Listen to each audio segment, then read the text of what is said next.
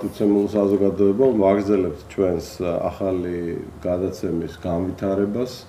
თითქმის გავედით ფინალში მოუგონეთ ახალი დასახელება. მოგახსენეთ, რომ გვინდა რომ ყველა სახელი გადაცემისა თავდებოდეს ერიზე, ეს თავიდანვე ჩავიფიქრეთ, როდესაც ჩვენ საზოგადოებრივ მოძრაობას და მომავალში პოლიტიკურ პარტიას დავარქვით ერი. ამაში არის ძალიან ღრმა ფილოსოფია და ყოველგვარი ამ პარტავნების გარეშე ვიტყვი, რომ ყველა ის დასახელება, რასაც გვწერთ და ძალიან გვახარებთ, ჩვენ ნაფიქრი გვაქვს ადრე სხვადასხვა გადაცემებზე და ძალიან გვახარებს ესეთი გამოხმაურება მაყურებლებისა. ყავს 1-2 ფინალისტი, დღეს უკვე შოთას უთხარი თქვათ მე რა მომწონს უფრო, შოთიკოს უნდა როგორც ვერ შემდგარ კომუნისტს, რომ რედაქცია დატოვოს, იმიტომ რომ მოწონს შიგნით ეს წითელი red დასახელება და მე ვთქვი, რომ არ გამოვა ეს მეთქი და ამას ყველაფერს შევცვლით. ხო და ალბათ უკვე კონფლიქტიც ხო არის ჩემს და შენში. რა თქმა უნდა. მე არც მემარჯვენე ვარ, არც მემარცხენე ვარ, მაგრამ შენ რომ მემარცხენე ხარ, ეს მწყინის, ხო და არა, მაიაფერი. ხო და მოკლედ ახალი სახელით ალბათ უკვე შემდეგ ეთერში გამოვალთ. ერეკლეზის თავისი ლეპტოპით და მზადა პრეისკურანტი წარმოგვიდგინოს და გავიხილოთ რა ნიუზები გვაქვს განსახილველი. მეყოლებათ ძალიან საინტერესო სტუმარი, ანალიტიკოსი მოაზროვნე გამოცდილი საზოგადო მოღვაწე და ეკონომისტი პროფესორი თემურ მაისურაძე. და შოთიკომ დაამთავრა თითქმის თავისი ნახატის ხატვა. შოთიკო ერთ გადაცემაში ხატავს ხოლმე ერთ შედევრალურ ნახატს და წინა ესკიზს მოანდომა 2 გადაცემა და აი ამ გადაცემის დასაწყისისთვის დაამთავრა ის, იქნებ გვანახო კიდეც კადრში ეს. არა, ეს დაჯღაბნია. პუანტილისტური სტილისტიკის ცხოველების სილუეტები და დაიწყო მეორე ნახატი. ძალიან კარგი. ამიტომ მოდით ახლა გადავიდეთ, რადგან სტუმარი ყავს და ცოტა ვალოდინეთ ჩემი დაგვიანების გამო. იქნებ დღევანდელი მენიუ ერეკლესთან ერთად ცოტა უფრო სწრაფად გავიაროთ, რაც ნიშნავს, რომ მე უნდა გავჩუმდე და ვაცალო ერეკლეს მუშაობა. მოგესალმებით. რაღაც რეაქციები მივცეთ და მე გადავიდეთ მეორე ნაწილზე და დავპატიჟოთ პატივცემული სტუმარი. კი ბატონო, ცოტა ხნით შეგაწყენ თავს ჩემი ნიუსებით და მე დაქტოვებ დაუთმობ სტუმარს ჩემს ადგილს. პირველ რიგში გასულ კვირას ერთ-ერთი და მე მგონი ყველაზე აქტუალური ამბავი იყო ეს სუსის განცხადება, გამოქვეყნებული ფარული ჩანაწერები. ეს ეხებოდა ეგრეთ წოდებულ, როგორც სუსში განაცხადეს, როგორც მთავრობის წევრები ამბობენ ამას, დესტაბილიზაციის გეგმა მთავრობის გადატრიალების მიზნით თავისთავად საქართველოში USAID-ის მოწვევით ჩამოვიდნენ სერბეთის მოქალაქეები და ორგანიზაცია კანვა საქართველოს წევრები სინისა სიკმანი, ელენა სტოისიჩი და სლობოდან ჯინოვიჩი 25 სექტემბერს ჩამოვიდნენ ისინი საქართველოში, მანამდე სუსმა 18 სექტემბერს გაავრცელა ჯერ კიდევ ინფორმაცია, რომ იგეგმებოდა ქვეყანაში თურმე დესტაბილიზაცია და არეულობები ხელისუფლების ძალადობრივი გზის შეცვლის მიზნით. საქართველოს ხელისუფლება დესტრუქციული და რადიკალური ძალების მხრიდან არეულობებსა და დესტაბილიზაციას არ დაუშვებს, ყველა ვინც ანტისახელმწიფოებრივ გეგმებს აამოქმედებს, მაქსიმალურად მკაცრად დაისჯებაო, ეს უკვე საქართველოს პრემიერ-მინისტრმა ირაკლი ღარიბაშვილმა განაცხადა. თავის მხრივ არც ამერიკის საელჩო ჩამორჩა ღარიბაშვილს და მალევე უპასუხა და მის ბრალდებებს სიცრუე უწოდა. როგორც ყოველთვის აკეთებს ხოლმე შეშფოთებას გამოხატა. საელჩოში განაცხადეს, რომ მათი ერთ-ერთი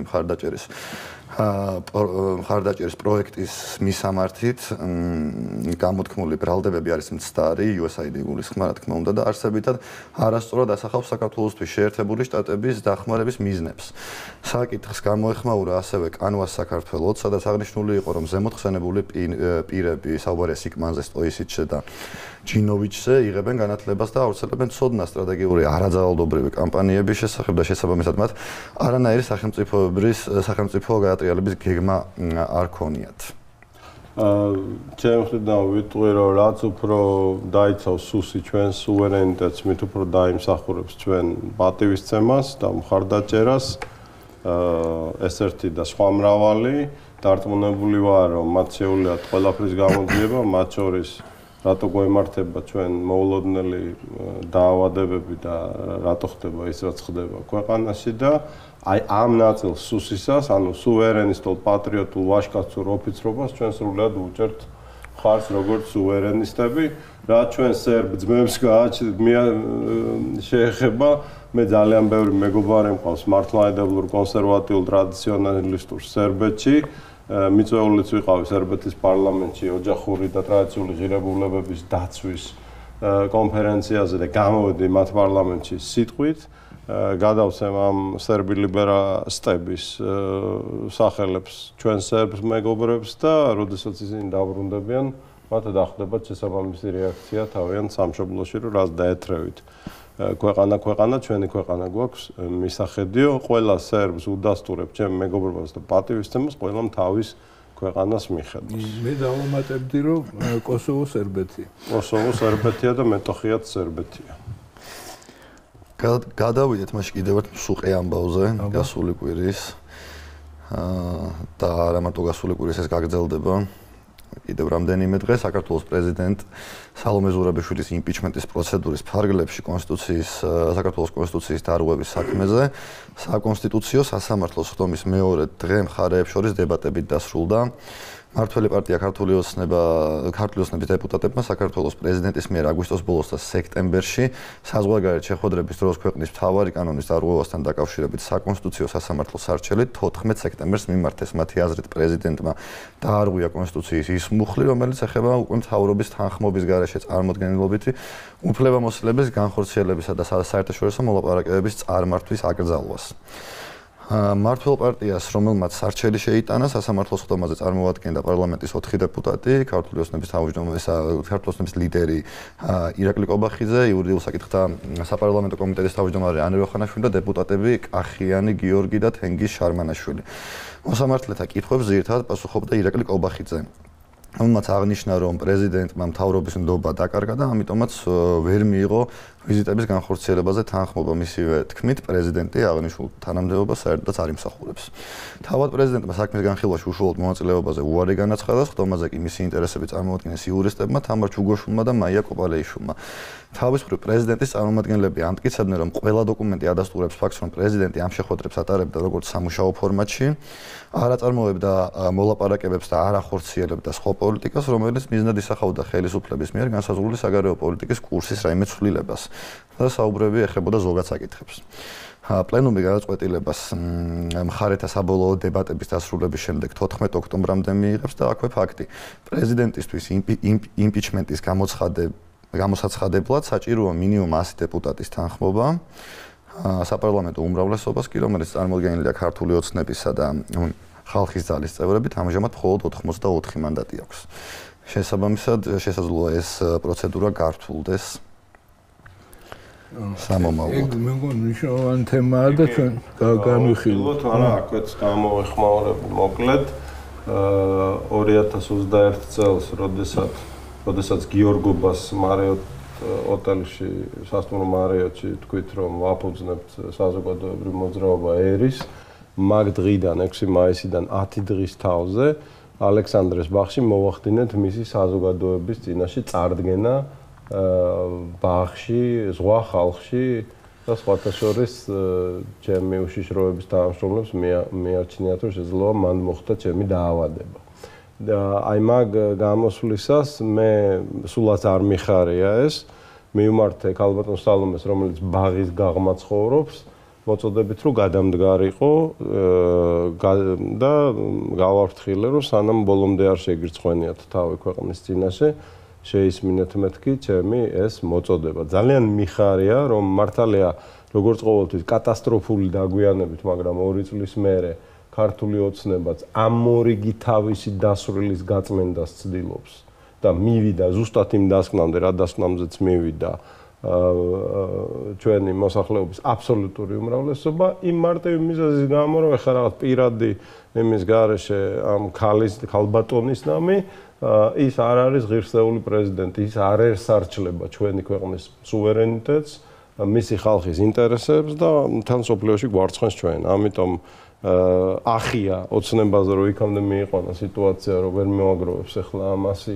დეპუტატის მანდატს და ეს რა ქვია, რომ ეს იმპიჩმენტი შედგეს, ხონდანქნას რომ მოხდეს სასწაული, მაგრამ მე რატომაც მაგისი ამჯერად ნეტა ვწდებოდე და ესა რა ქვია, ველოდებით ახსნას ქართული ოცნებისგან, რომელ მორი გადაწყვეტილებას უნდა ველოდოთ მათგან, რომელიც რატომღაც აწი გაამართლებს, როცა ამდენჯერ ჩაფლავდნენ. მაგრამ ეს თავარ თემა შემოვიტანოთ, განვიხილოთ ჩემი აზრით. თუმართან ერთად ჩემი ძახი. ხო, აუცილებლად. ეგ ძალიან მნიშვნელოვანი ამბავი. კი ბატონო. გადავიდეთ მაშინ.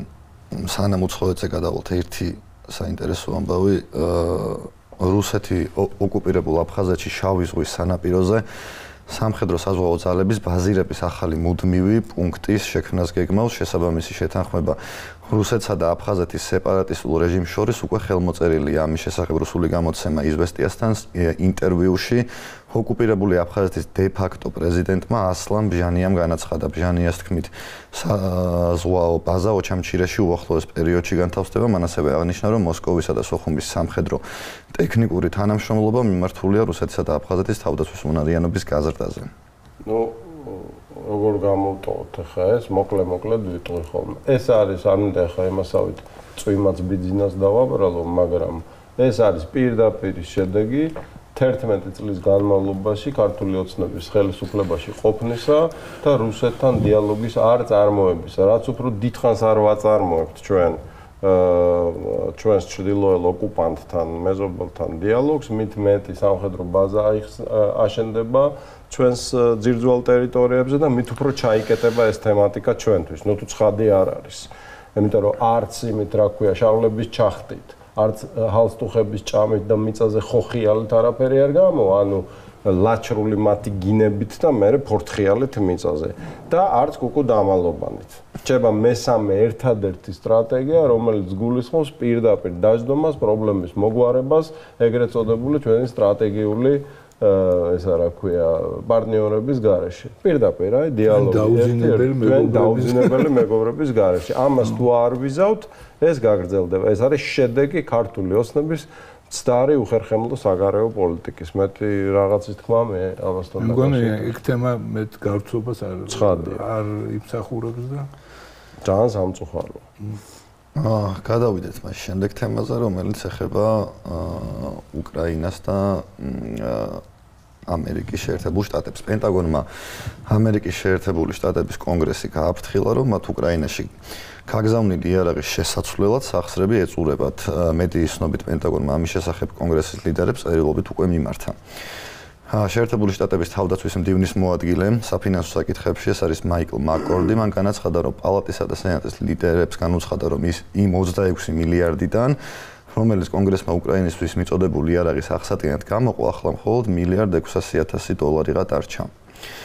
მან აღნიშნა ასევე, რომ შეერთებულმა შტატებმა სრულად ამოწურა კიევის ის გრძელვადიანი დაფინანსება უკრაინის უსაფრთხოების დახმარების ინიციატივის ფარგლებში, რომელიც თანხებს იარაღის საომავლო მიწოდების ხელშეკრულებების გასაფორმებლად ითვალისწინებს.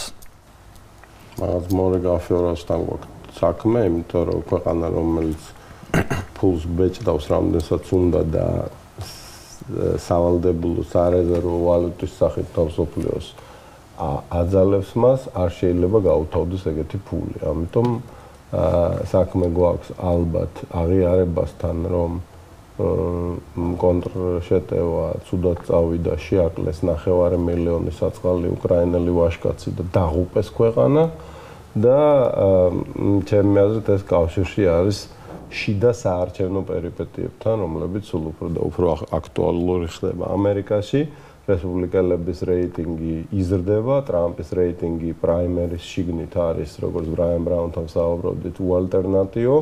ტრამპის პოზიცია კი არის შევწყვიტოთ ფულის ხარჯვა უაზრო ომებზე და მივხედოთ ჩვენ ქვეყანას. ისინი ხედავენ, გლობალისტები ხედავენ, რომ ამას მოაქვს რეიტინგული შედეგები პოპულისტური, კონსერვატიული, ეროვნული, მოდი ესე დავარქვათ, ამერიკული პოლიტიკური პლატფორმებისთვის და იწყება რყევები.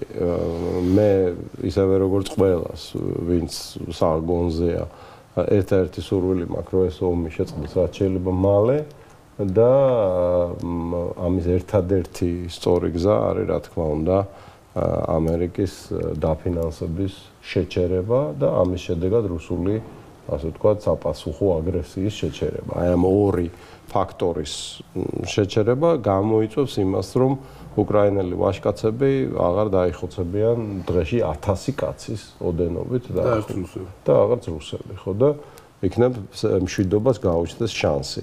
ძიება იმისი აქ, აი მე მიუხედავად იმისა, რომ მიმაჩნია, რომ ცეცხლის შემთები ცალსაღად არიან გლობალისტები და საპასუხო რეაქცია იყო კი უსასტიკესი ასე ვთქვათ სამხედრო და ასე იყო რუსების, ხო? მე მიმაჩნია, რომ აქ ახლა ამის ძიებას აზრია, ახლა მნიშვნელოვანია, რომ შეწყდეს კაცის კლა და აქედან გამომდინარე და ეს არ არის რაღაც ფუჭი პაციფიზმი ჩვენი მხრიდან, ეს არის იმ მამების, იმ კაცების ცხოვრებისეული სტანსი და ასე ვთქვათ პოზიცია, რომლებსაც გვესმის სიცოცხლის ფასი, გვესმის ოჯახის ფასი, მშვიდობის, შრომის, ლოცვის და ცრემლის და სისხლის და ოფლის ფასი რა და ამიტომ მაგათ პირს შაქარი აგემს სულ ამოწურვიათ სახსრები ამ უმსგავსო რაღაცების დაფინანსებას. ცოტა არის დარჩენილი. მილიარდი 6 მილიონი. ხო, მაგრამ ნუ იმასაც თუ გავითვალისწინებთ, რომ არსებობს კიდე შავი ფული, რომელიც მრავლად აქვს იგივე ЦРУ-ს, თქვათ, ხო? რა ქვია ქართულად არ ვიცი, აბრევია თუ ცენტრალურ და სადარგო სააგენტოს. ხო, და ეს ფული შეიძლება ნებისმიერი ქვეყნის ანგარიშზე აღმოჩნდეს და იქიდან მოხდეს ამის დაფინანსება. ნუ ჩავთვლით, რომ თუ ბიუჯეტში არ გაითვალისწინეს ეს გამთავრდა. არა, ხო, უბრალოდ ესეთი გასაგებია, ესეთი ვიბრაციები როცა მოდის, საქმე გაქვს რაღაც რყევებთან, რომლებიც იმ ბანაკში ხდება და უნდა მოახდინო ამის ინტერპრეტაცია. ხა ეს ერთი ცნობა ნახდა დანიშნავს სამწუხაროდ, რომ ხვალ ომი შეწყდება.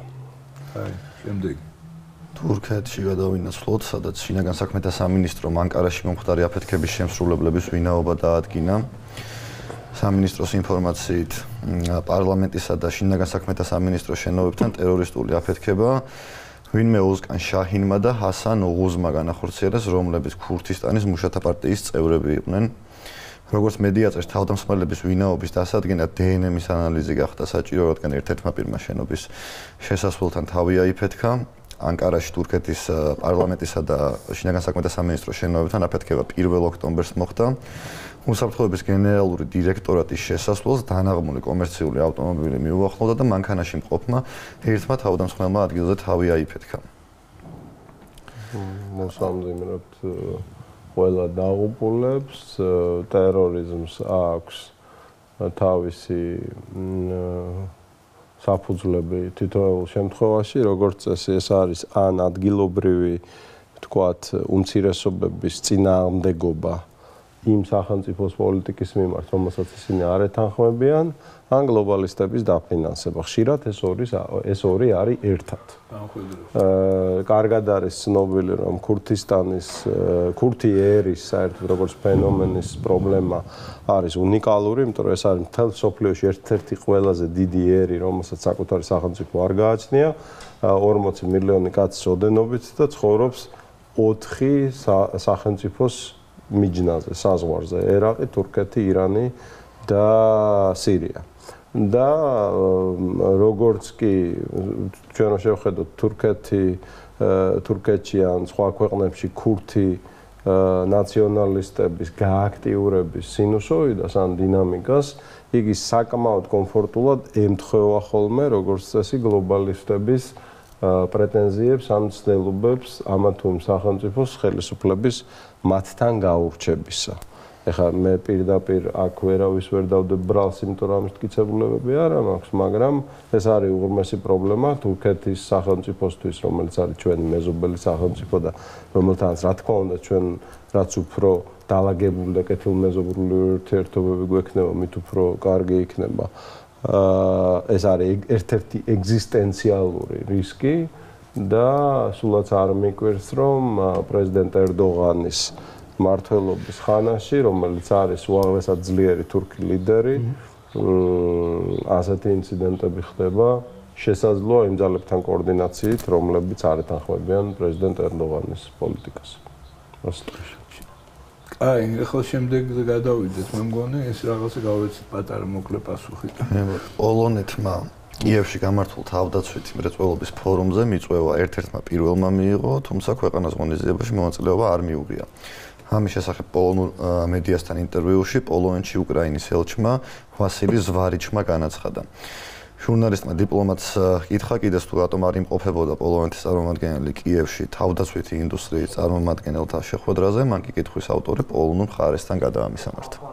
ეს არის ჩემი აზრით კიდევ ერთხელ ის რასაც ვხედავთ ჩვენ უკრაინის მიმართ შეწყვეტა, ესე იგი მისი მხარდაჭერის ერთ-ერთი ყველაზე მთავარი მოქმედი პირისგან, ხო, როგორც არის პოლონეთი და აქ უკვე ნათლად ჩანს რა პერსპექტივა შეიძლება დაელოდოს უკრაინას. ხო, ეს უკვე ტრენდია, იმიტომ რომ დუდამ თქვა თუ არ ვცდები, რომ იხრჩობა უკრაინა და ჩვენც არ უნდა ჩაგვითრიოს ამ წყალშიო, ეხა ეს ანუ ეს უკვე პატერნია, ანუ თანმიმდევრული, ასე ვთქვათ, პოზიცია და ძალიან საგულისხმო ემთხვევა წინისწინა ცნობას დაწერეკლება. ესე ხალხურად ვიტყოდი ჩხუბიდან რომ დატყდები. ხო.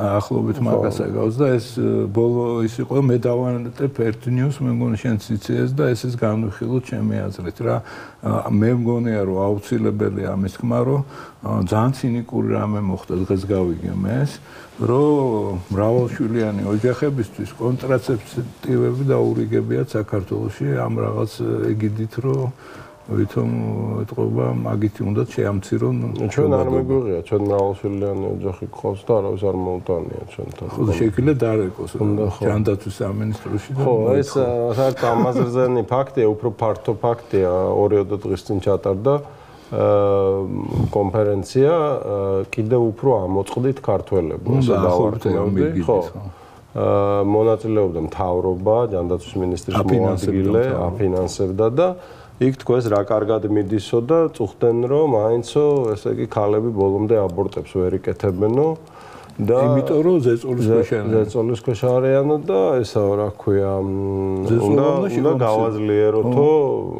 მუშაობა ამ მიმართულებით ანუ რომ 5.5 მილიონი ვიყავით და 3.5 დავრჩით ეს კაია ეს კაია მაგრამ არასაკმარისია შემირცხვენია ყველა არ მაინტერესებს რომელ NGO-ში მუშაობს, რომელ უცხოურ ორგანიზაციიდან აფინანსებენ და ყველა ის პოლიტიკოსი, ვინც ასეთ კონფერენციებს უშვებს ქვეყანაში, რომელსაც მაგავე გაეროს მოსახლეობის ფონდი პროგნოზირებს, რომ გაწყდებით. ანუ ერთის მხრივ გვიწერენ, რომ გაწყდებითო და მეორე მხრივ გვიტარებენ ასეთ კონფერენციებს. ამიტომ ესენი არიან ერის მტრები და არიან გასაყრელები ქვეყნიდან. კარგი, დავასრულოთ და დავპატიჟოთ ჩვენი სტუმარი და გავაგზავნოთ უკვე. ერეკლე, დიდი მადლობა ძვირფასო. ბოდი შეხედავ, მაინც ვერ გავჩუმდი, მაინც რაღაცები ვილაპარაკე. გაგიწელე ეს ნაწილი. მოდი, მაშინ შენ დაგემშვიდობებით და ჩვენ ძვირფას სტუმარს დავაპატიჟებთ სტუდიაში. დიდი მადლობა.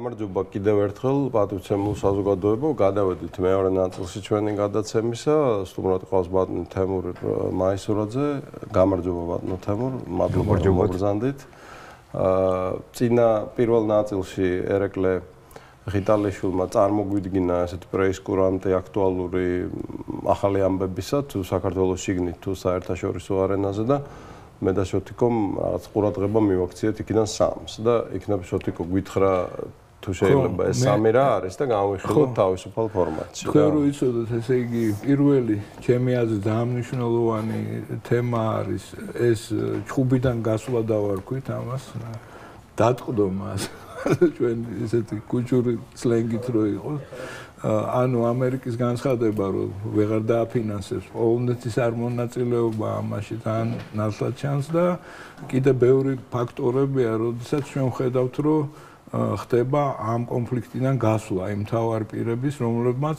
თავის დროზე დიდი როლი ითამაშეს ალბათ ამ კონფლიქტის გამოჭრაში.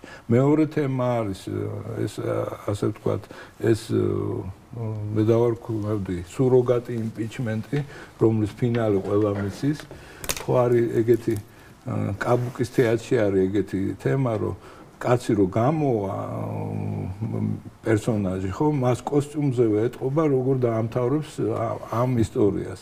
მაგალითად, წითელი ზოლი თუ აქვს მას ჯუბანში ჩაფენილი, ესე იგი ის მოკვდება.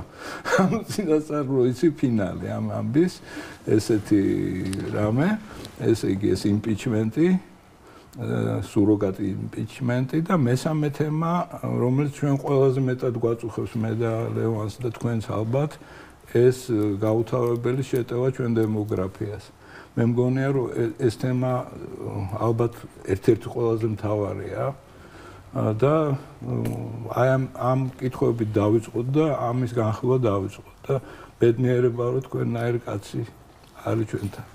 ეს დიდი მადლობა მოგესალმებით ბატონიშვილ და ბატონო უსებლებან ბოდიშით მანამდე მოგესალმეთ და ვიფიქრე კიდე მე ვესალმო თუ არა მეთქი და მე ვესალმები ტელემაყურებელს მე ნაწილი მოვისმინე თქვენი საუბრის ბატონო და ვუერთდები იმ მოსაზრებას რომ ეს არ ნიშნავს ომის დამთავრებას იმიტომ რომ ჩვენ ვიცით რომ როდესაც ამხელა ძალიან დიდ მასშტაბის ბრძოლას იწყებს სუბიექტი პოლიტიკური სუბიექტი იმას აუცილებლად უნდა რაღაცა ფინალი A, B ან რომელიღაცა C ვარიანტი მიიღოს. აქედან გამომდინარე თუ რაღაცა მოქმედებები განპირობებული იმით რომ 2020 წელს უნდა იყოს არჩევნები შეერთებულ შტატებში, ჩვენთან რუსეთში, ევროპაში და ამ შემდეგ აქედან მე უფრო ეჭვი მაქვს რომ ხდება გადათამაშება თამაშის წესების, მაგრამ როდის შეიძლება მივიღოთ ფინალი, ამაზე გარკვეული პასუხი ჩემი ანუ გადადებული ის არის პარტია? შეპაუზების შეიძლება იყოს, ანუ სისტემის როგორ დაპაუზების მომენტი, რაღაცა კონკრეტულ თითქოს შეთანხმებამდე მისვლის, როგორ დაეთანხმება მას რუსეთი და შემდეგ კიდე სხვა თემაა, მაგრამ ფაქტია რომ მზაობა არჩევნების წელში შესვლისთვის ყველას აქვს, მაგრამ ცხადად შემიძლია ვთქვა, როდის შეწყდება ეს ომი. შეწყდება ეს ომი მხოლოდ მაშინ, როდესაც ნატოში შემავალი ქვეყნები, ევროპა, რომელსაც ეყრდნობა შეერთებული შტატები, უარს იტყვიან უკვე ამ კონცერტში მონაწილეობაში. ანუ შიდა მოვლენები, შიდა პროცესები, რომლებიც ევროპის ხელისუფლებებს იძულებულს გახდის ეს დამოუკიდებლობა შეცვალონ, მოდით ამას შევხედოთ როგორც ეკონომიკური, ისე პოლიტიკური მხრიდან. ამას ეკონომიკური სერიოზული სარჩული აქვს, ხო? მოდი ვთქვათ, რომ განვითარებული ევროპის, ანუ ტექნოლოგიურად და ტექნიკურად განვითარებული ევროპის ეკონომიკა დგას პირდაპირ ვთქვათ რუსეთის იაფ შედარებით რესურსებზე.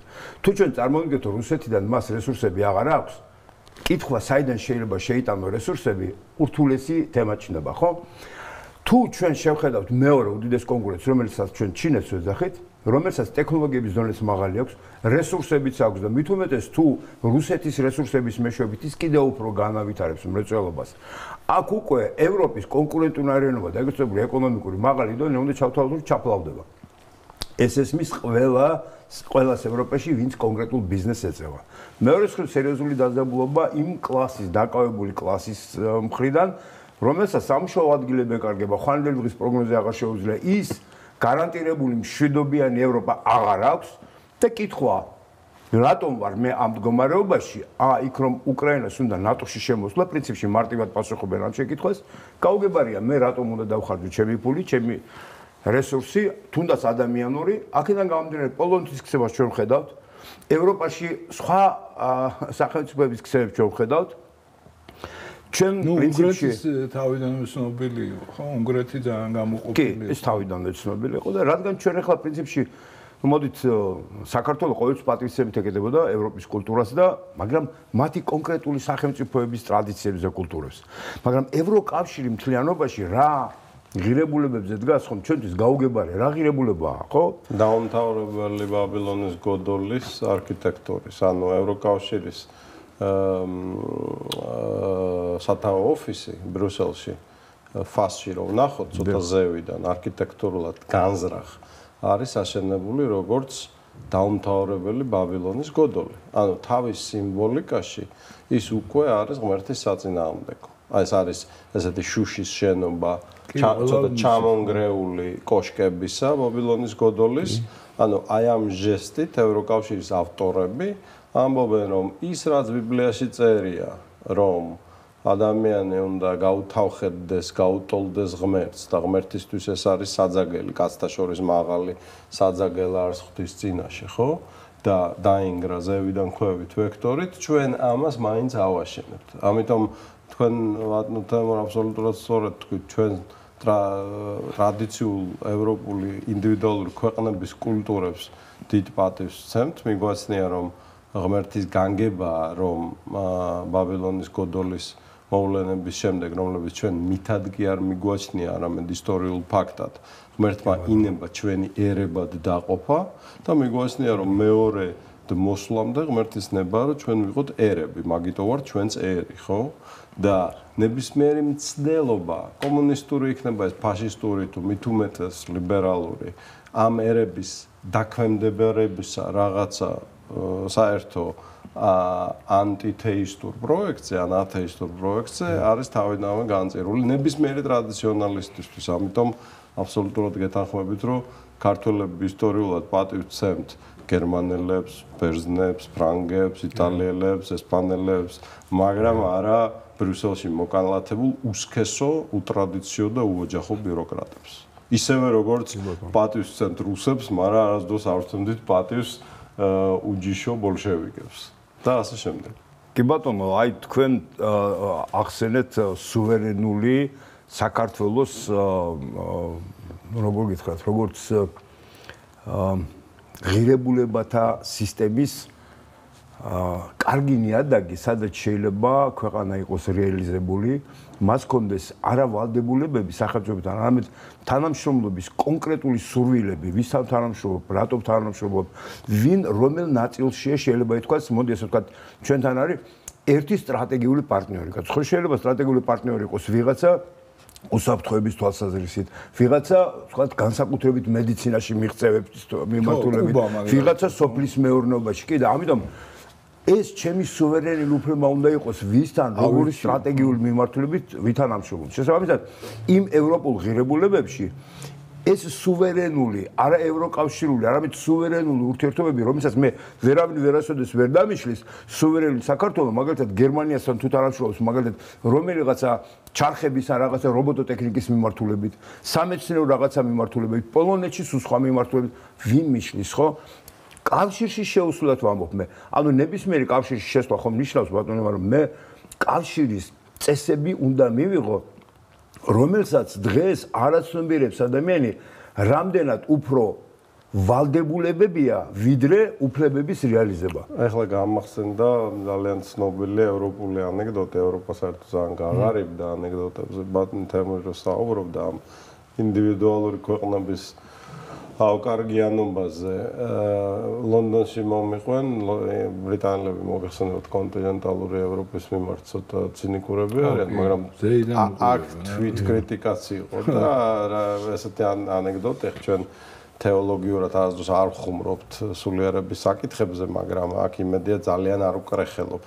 ანეკდოტი არის ესეთი, რა განსხვავება ჯოჯოხეთსა და სამოთხეს შორის და ამბობენ, რომ სამოთხეშიო ინგლისელი პოლიციელი არისო, გერმანელი ინჟინერიო, ფრანგი არისო, მზარეულიო, შვეიცარიელი არის ორგანიზატორიო და იტალიელი არისო lover, ანუ საყვარელი, ხო ასე. ამურ, ხო და ჯოჯოხეთშიო ინგლისელი არისო, მზარეულიო, გერმანელი პოლიციელი არისო, იტალიელი ორგანიზატორი არისო, ფრანგი არისო, ინჟინერიო და შვეიცარიელი არის ეს lover. და ძალიან ისეთი საილუსტრაციო ინვერსია, რომელშიც ჩანს თვითაღიარება ამ დიდი კულტურებისა, ვინ რაშია მაგარი და თქვენ აბსოლუტურად სწორს იძახით, რომ ჩვენ არავინ არ უნდა წაგვართოს უფლება იმისი, რომ ავირჩიოთ, ახლა იგივეა, რომ მე არ ვიცი, არის გენიალური ქართული პოლიფონია და თუ ვინმეს უნდა პოლიფონიაში საერთოდ რამე გაიგოს, ხო, ჩემი აზრით, მთელი მსოფლიო და უნდა ჩამოდიოს თბილისში და იღებდეს გაკვეთილებს გიორგი დონაძესთან ფოლკლორის ცენტრში, ხო? ან იგივე შეეხება ქვევრის მეღვინეობას, ან იგივე შეეხება საერთოდ ზრდილობას და ქცევას სუფრასთან, აი, კი ბატონო, ხო? მაგრამ ახლა მე ხო არ ვიცახი, რომ რობოტოტექნიკაში ქართველებთან ვინმე უნდა დადიოდეს გაკვეთილებს, ხო? თუმცა იქნებ როდესმე მაგას დადგეს. მე ვიდე, მაგრამ ამიტომ ხო, მაგრამ დიახ, შენდობას ვითხოვ, რომ ხო, შევეხეთ თქვენს სფეროს, მაგრამ აი ამას მინდა გავუსვა ხაზი, რომ გაუმარჯოს დამოუკიდებელი ერების ევროპას და არ გაუმარჯოს ევროკავშირის ბიუროკრატიულ გლობალისტურ გაუსახურებულ ევროპას, არა? კი ბატონო. და ჩვენც ეგეთ ევროპაში გვინდა ჩვენი წვლილის შეტანა, მაგრამ ამ წვლილის შეტანისას ჩვენ არ გვინდა აზიაში არ შევიტანოთ წვლილი. და აზიასთან არ ვიძმაკაცოთ იმეებში, რაც ისინი მაგრები არიან. გარკვეულწილად ჩვენში ხომ ბატონო ასახულია აზიური კულტურის ისეთი რაღაცა სპეციფიკა, რომელიც მათაც მოწონთ, თუმცა ჩვენთან ტრანსფორმირებული. ანუ საქართველოს გარკვეულწილად შეგვიძლია ვთქვათ, რომ თავისი ღირებულებებით აი ამ კონკრეტულ ტერიტორიაზე ენდემურად შექმნილი სპეციფიკის მქონე ერი ვართ. ანუ ამ ფასეულობაზე უარის თქმა არის ყველაზე დიდი სიგიჟე, რომელიც შეიძლება ქართულმა ერმა ჩაიდნოს. ანუ ეს სპეციფიკა, რომელიც ყველაზე საინტერესოს ხდის ჩვენ ქვეყანას, ვერ მიერთდება ვერც ერთ სხვა ისეთ კულტურას და აი ამ ნაწილში სწორედ ფიქრობ, რომ ეს ენდემური ჩვენი ღირებულებები, რომელიც შეიძლება აისახოს როგორც კულტურულ ღირებულებათა, ესე იგი, ну, ასე ვთქვათ, გაშლაში მსოფლიოში, ასევე მათ შორის სამეცნიერო და ტექნოლოგიურშიც. იმიტომ რომ ჩვენ ამ ნაწილში ჯერ ტექნოლოგიურში გაქანების შესაძლებლობა ომებმა არ მოგცა, თორე აბა ერთი ენახათ არ ვიყავით ეგეთი მაგრები, საშუალება რო ქონდა, მაგრამ ერთი ხელში ხმალი და მეორე ხელში ძნელი ამის ხო და მოდით იმასაც შევხედოთ, რომ რა დღესაც თქვა 30 წლის წინ ელიტამ პირობითად თქვა, თუმცა მე ის უფრო ბნელიტად მიმაჩნია, თქვა უარი აი ამ ავთენტური, ავტოხტონური, ენდემური, ადგილობრივი, უნიკალური, უძველესი, ანტიკური თვითმყოფადი ცნობიერების ქვაკუთხედის როლზე, ხო? თალსა და ხელს შუა, აი საილუსტრაციო მაგალითი გქონდა, ერი განახევრდა. ანუ ჩვენ შეგვიძლია რაც გინდა ვიძახოთ, მაგრამ ფაქტია, რომ რა დღესაც ახლა ჯერ კომუნისტების დროს რა ისეთი ტრადიციონალისტები ვიყავით, ისიც მოდერნის თეორია იყო და ისიც ათეიზმი იყო, მაგრამ საერთოდ გადაუსვით რა ხაზი ემას რა ქვია, მოდი ტრადიციონალისტურ ეროვნულ ღირებულებებს, რომლებიც ხალხში ამოუძირკვავია მადლობა ღმერთს, მაგრამ თვითონ სახელმწიფომ, თვითონ მისმა თვითმარქვია ელიტამ თქვა, რომ ეს არაა საქმე, რა კავკასია, კაცო, ჩვენ წავედით ხა აქედან. ერი გაწყდა და თუ ანუ თვალსა და ხელს შუა და სიგნალიც ეს არის, რომ თუ ან ჩვენ ამაზე ხა უარს ვიტყვით და შევატრიალებთ და ისევ ფესვებში დავბრუნდებით და მაშინ გავიფურჩქნებით. მაშინ გვექნება უფრო დიდი მოსახლეობა, არა ეს კონტრაცეფცია და უბედურება, არამედ გამრავლება, ხო, მეოჯახეობა. მაშინ გვექნება ადეკვატური არქიტექტურა და არა კორპუსებში და ჭიანჭველების მასშტაბის ბინებში ჩახერგილი უმომავლო მოსამსახურე მოსახლეობა, ანუ არამედ ერთსართულიანი გაშლილი საქართველო მიწასთან ახლო მყოფი, ანუ ღმერთთან ახლო, უფრო ბედნიერი, უფრო გახარებული, ხო? და თუ ჩვენ აი ამ იდეოლოგიურ რევერსს, ხო, უნდა აღიარო, არა, აი გაწყდი, აი განახევრდი, ხო? ჩაიხედე რა სარკეში. თუ ჩვენ ამ იდეოლოგიურ რევერსს არ მოვახდენთ, ხო? ну, ეს ტენდენცია გაგრძელდება. ლევან, ერთი რაღაცა მინდა ვთქვა, რომ ჩვენ თემას ავწვდით ძალიან, იმიტომ რომ აქ იყო ამ უკრაინის თემაზე, ხო, უკრაინის თემაზე და რაღაცა დავასრულო და მეორე თემაზე გადავიდე. კი ბატონო. კი ბატონო, ანუ უკრაინის თემაზე შემიძლია თქვა მხოლოდ ის, რომ ესე იგი ჩვენი ადგილი, ჩვენი პოზიცია არის, რომ ჩვენ ვიყოთ ახლა აი ამ პროცესებში აბსოლუტურად ნეიტრალური, იმიტომ რომ ჩვენ ამ ომში ჩვენი ქმედება არანაირი არ შეიძლება განმახორციელოთ. იმიტომ რომ მოდი ესე ვთქვა, ჯერ ერთი ეს ჩვენი ომი არ არის. მეორე მე ვერ ვიბრძოლებ იმის, რომ უკრაინა შევიდეს ნატოში თუ არ შევიდეს.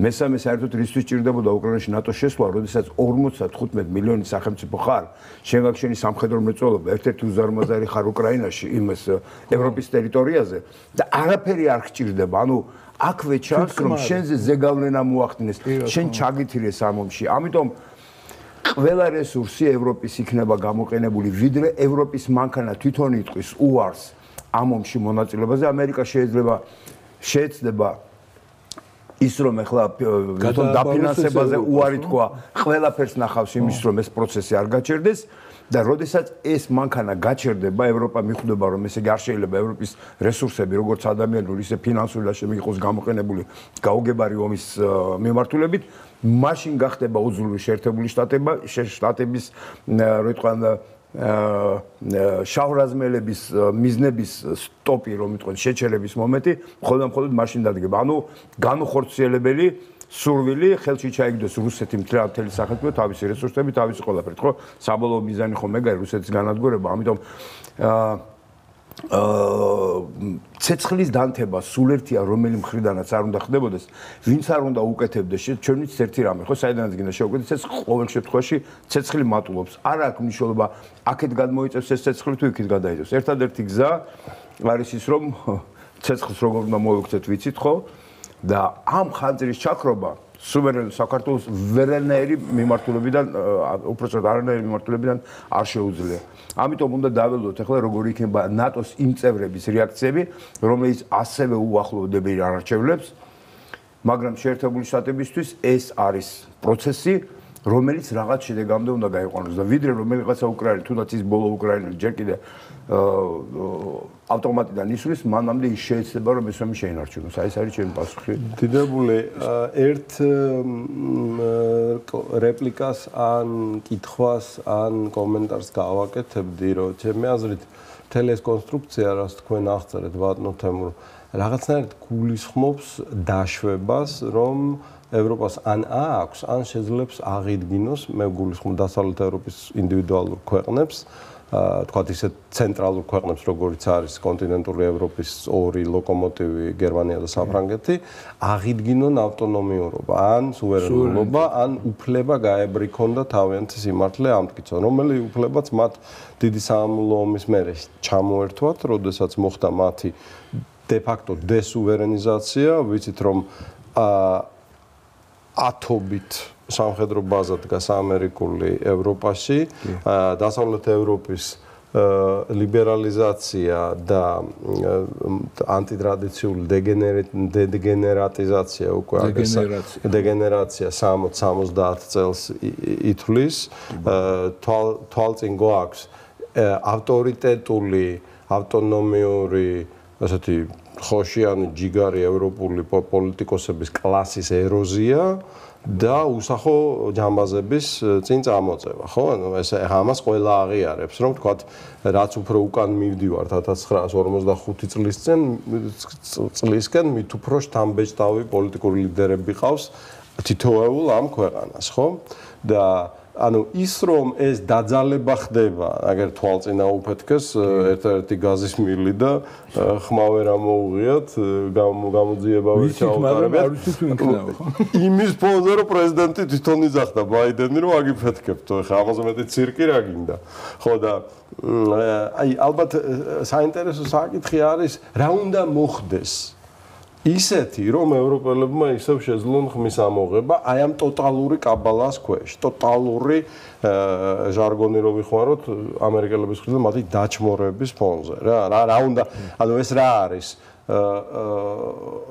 ისეთი გაღარიბება რომ უნდა ამოყირავდეს და ეს ნაციონალისტური როგორც ეძახიან პოპულისტური პარტიები წინ წამოვიდნენ სამწუხაროდ კი ბატონო დაზიანების ხარისხი ან დაზიანების ხარისხი განაპირობებს ადამიანის შიდა მოდეში 20 და 30 მილიონი აღმოსავლელი სრულიად ველური იმიგრანტის შიგნით შეყრაც, ხო? ბოლო ახლო აღმოსავლეთის ტრაგედიების ფონზე მოხდა აი ამ ქაოტიზაციის მიზნით, ხო? ხო და რა უნდა მე სხვა შევსვიცა ვფიქრობ ხოლმე სულოცოდვილო აი იმაზე, რასაც მე ძალიან გავიცდი და ვიცი თქვენც, აი ქართველების გაცლა ევროპაში მასიურ, რამ უნდა შეაჩეროს და რამ უნდა გვიშველოს, ხო? იმიტომ რომ ხალხი გარბის გაჭირვების გამო, იმიტომ რომ აქ გვაქვს არასუვერენული უნიათო ეკონომიკური პოლიტიკა, ხო? და როგორ გავაჯიბრებთ ახლა ჩვენ ევროპას და თუ იქ იწყება ესეთი გაჭირვება, რომ კი შეიძლება ნომინალური ხელფასები მაღალია, მაგრამ დენის გაზის და საკვების ფული იმდენი ჯდება, რომ დელტა თქვათ ამ შრომით მიგრანტს აღარაფერი აღარ რჩება, იქნებ მაგალ მაინც გვიშველოს რომ შევამაგროთ მოსახლეობა და რეგიონული როლის ზრდა, ბატონო, ნახეთ, თუ ჩვენ სუვერენულ სწორ პოლიტიკას შევატარებთ, რეგიონული როლი იზრდება საქართველოსი, იმიტომ რომ ჩვენ კი არ გვინდა, იმიტომ რომ ყველას უნდა, რადგან ამ ომის შემდეგ უკვე ევროპისა და აზიის გეთახვები და მოდით მაგ თემას დაუბრუნდეთ, მაგრამ და სხვა შეს მაგიტომ მეცა და ძალიან გულს მიკაწრავს და თვალს წრისა ეს უვიზო რეჟიმი ჩინელებთან, იმიტომ რომ ხო საქმე ხო არა გვაქვს მორი რაღაც ლაფსუსთან, როცა 1-2 წლის მერე მოგვიწევს ეს არა ქვია შუაზე გასკდომა, როგორმე შევამციროთ ის რაც ახლა მოხდება, მაგრამ ევროპას რომ დაუბრუნდეთ მოდით აი ესე დავსვათ ეს კითხვა და თქვენ კი არ გეკითხებით ჩემ თავსაც და შოთასაც. რა უნდა მოხდეს იმისთვის, რომ აი თქვენ თქვით დაიწყეთ თქვენი პასუხი შოთას კითხვაზე, იქიდან რომ ეს ომი შეწყდება მაშინ, როცა ევროპელები აღარ მოინდომებენ მაგაში მონაწილე. ხა ევროპელებს როგორც ხალხებს ალბათ არც უნდათ რუსებთან ომი და დღიდან მისი დაწყებისა ანუ უკრაინის ნატოში გაწევრიანების ცდილობისა და ყველაფრის იმისა, რაც მოხდა რის საპასუხოდაც რუსეთმა უკრაინას დაარტყა, ეს ხდება დაძალება ამისი ევროპაზე, ხო? და აი რა არის ის ტრიგერი, ის ჩახმახი, ის აი გადატეხის წერტილი, რომლის იქითაც თქვენ გონიათ, ან ჩვენ გონია, რომ ევროპა ბოლოს და ბოლოს ხმას ამოიღებს და საკუთარ ინტერესებს გამოესარჩლებს. აი ბატონ შოთომ თქვას თავის აზრით, მე ჩემაზე ვთქვი რა თქმა უნდა. მე ცოტა უფრო რთულად უყურებ ამას ძალიან დიდი ის დაჭირდება ამას დრო, რომ ამაზე ვილაპარაკოთ. აი მარტივ რაღაცას ვიტყვი და ეს კითხვა დავტოვოთ. არ დავასრულებ ამ იმას, ჩემს ასე ვთქვათ, თუმცა მაგ ჩემ მოსაზრება. დღეს BlackRock-ის და ამ რაღაცა დიდი ციფრული ინტერნეტ და სხვა Microsoft-ების და იმის საერთო ესე იგი მშპ თუ რასაც ისინი აწარმოებენ არის 31 ტრილიონი დოლარზე მეტი და ყველაზე მძლავრი ქვეყნის ევროპის გერმანიის არის 3.1 ტრილიონი დოლარი. და მე სულ სხვა საკითხს დავსვავებ. ამერიკას და ნებისმიერ ეს 200 ქვეყანა, რომელიც გაეროში მონაწილეობს, რამდენად სუვერენული და ხო არ არის უფრო დიდი კონგლომერატი, რომელიც ზესახელმწიფოებრივია და სახელმწიფოზე მაღლა დგას და ეს გაღარიბებაც და ყველაფერი ამ ბუშტის ამ გაბერილ ბუშტის, იმიტომ ეს ხო არ არის არაფრის შემქმნელი და ეკონომიკის შემქმნელი ესენი, ხო? დიდი მოთამაშეები, ისინი არიან შუამავლები. ადამიანებს შორის, რომელმაც მაგალითად Amazon-ი, ხო, რომელიც არაფერს არ აკეთებს, ის განათავსებს მხოლოდ და არის დიდი ბუშტი. ხო და ეს დიდი ბუშტი ხო არ იწვევს იმას, რომ ეს გადატვირთვა მოხდეს და განოლება და გაღარიბება და ძალიან მძიმე მდგომარეობამდე მიყვანა ადამიანების, რომ მე ის ქონებაც კი, რომელიც კიდე ჩვენ შერჩენილი გვაქვს სუვერენულად, ის გადავიდეს ამ მხოლოდ კითხვას სვავ. ხო, აი სანამ თემური. ხო, ძალიან თუ რამეს ცალკე უნდა უპასუხებდეს ამ კითხვას და მეც მაინტერესებს თქვენი აზრი, ესეც საილუსტრაციო მაგალითს მოვიყვან, შოთას ამბის მხარდასაჭერად. მყავს ძალიან ახლო უკრაინელი მეგობარი, რომელიც ჩერკასის ოლქში ცხოვრობს და უახლოესი ძმაკაცია და ამას წინათ ჩამოსული იყო ჩემთან საქართველოში თავის ოჯახთან ერთად, რომელიც ჩარჩა რუსეთში და ვერ ხვდება. და მათთან ცოლი შვილები, მათთან შესახვედრად უწევს უცხოეთში შეხვედრა. და თავის დროზე ეს ჩემი მეგობარი იყო ერთ-ერთი ყველაზე წარმატებული სოფლის მეურნეობის დარგის მესაქმე რუსეთში და არა უკრაინაში. და თავის დროზე მთხოვა რომ დავხმარებოდი მას ამ ბიზნესის აშენებაში, როგორც ბიზნესი განვითარების და მართვის სტრატეგიის სპეციალისტი. და სიამოვნებით დავთანხმდი და წლების განმავლობაში ვეხმარებოდი. ამ კომპანიას ჰქონდა საკუთრებაში რუსეთში 400,000 ჰექტარი. მაგალითისთვის საქართველოში არის სულ 800,000 სავარგული ჰექტარი, ხო? ანუ ნახევარი საქართველოს ხელა კომპანია იყო და ეკუთვნოდა 50-მდე ქარხანა.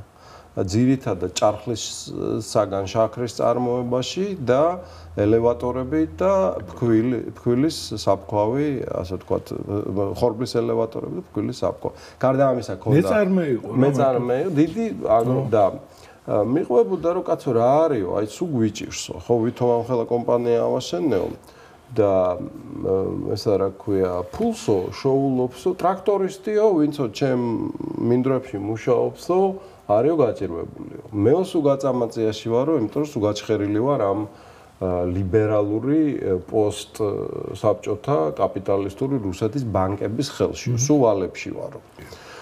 და მეთხრე აბა შენ სფეროში ვინ შოულობს მეთქი ფულს? გეტყვიო ვინ შოულობსო? კაციო, რომელიც ზისო ჟენევაშიო, მუშაობს ან კარგილშიო, ან ლუი დრეიფუსშიო, ან ერთ-ერთ დიდ შაქრის ან ხორბლის სავაჭრო ორგანიზაციაშიო, რომელიც თავის ცხოვრებაში მინდორში არ ყოფილაო. ღამის კლუბიდან არ გამოსულაო და კომპიუტერს არ მოწყვეტილაო. აი ეგ კაციო ან ქალიო შოულობს ჩემზე ფულს. მეო მთელი ცხოვრებაო დავდივარო ვაშენებ ამ ქარხნებს არაფრის სახსრები არ მყოფნისო და ვარშავ დღეშიო. ბოლოს ბანკირებმა ჩასვეს ციხეში. წაართვეს მთელი ეს თავისი ბიზნესი. არის უწესიერესი მშრომელი კაცი. და ძლივს მე გამოვიდა ციხიდან წავიდა იმ თავის შობილური უკრაინაში და იქ აქვს დაახლოებით 40 ჯერ პატარა კომპანია ვიდრე ქონდა.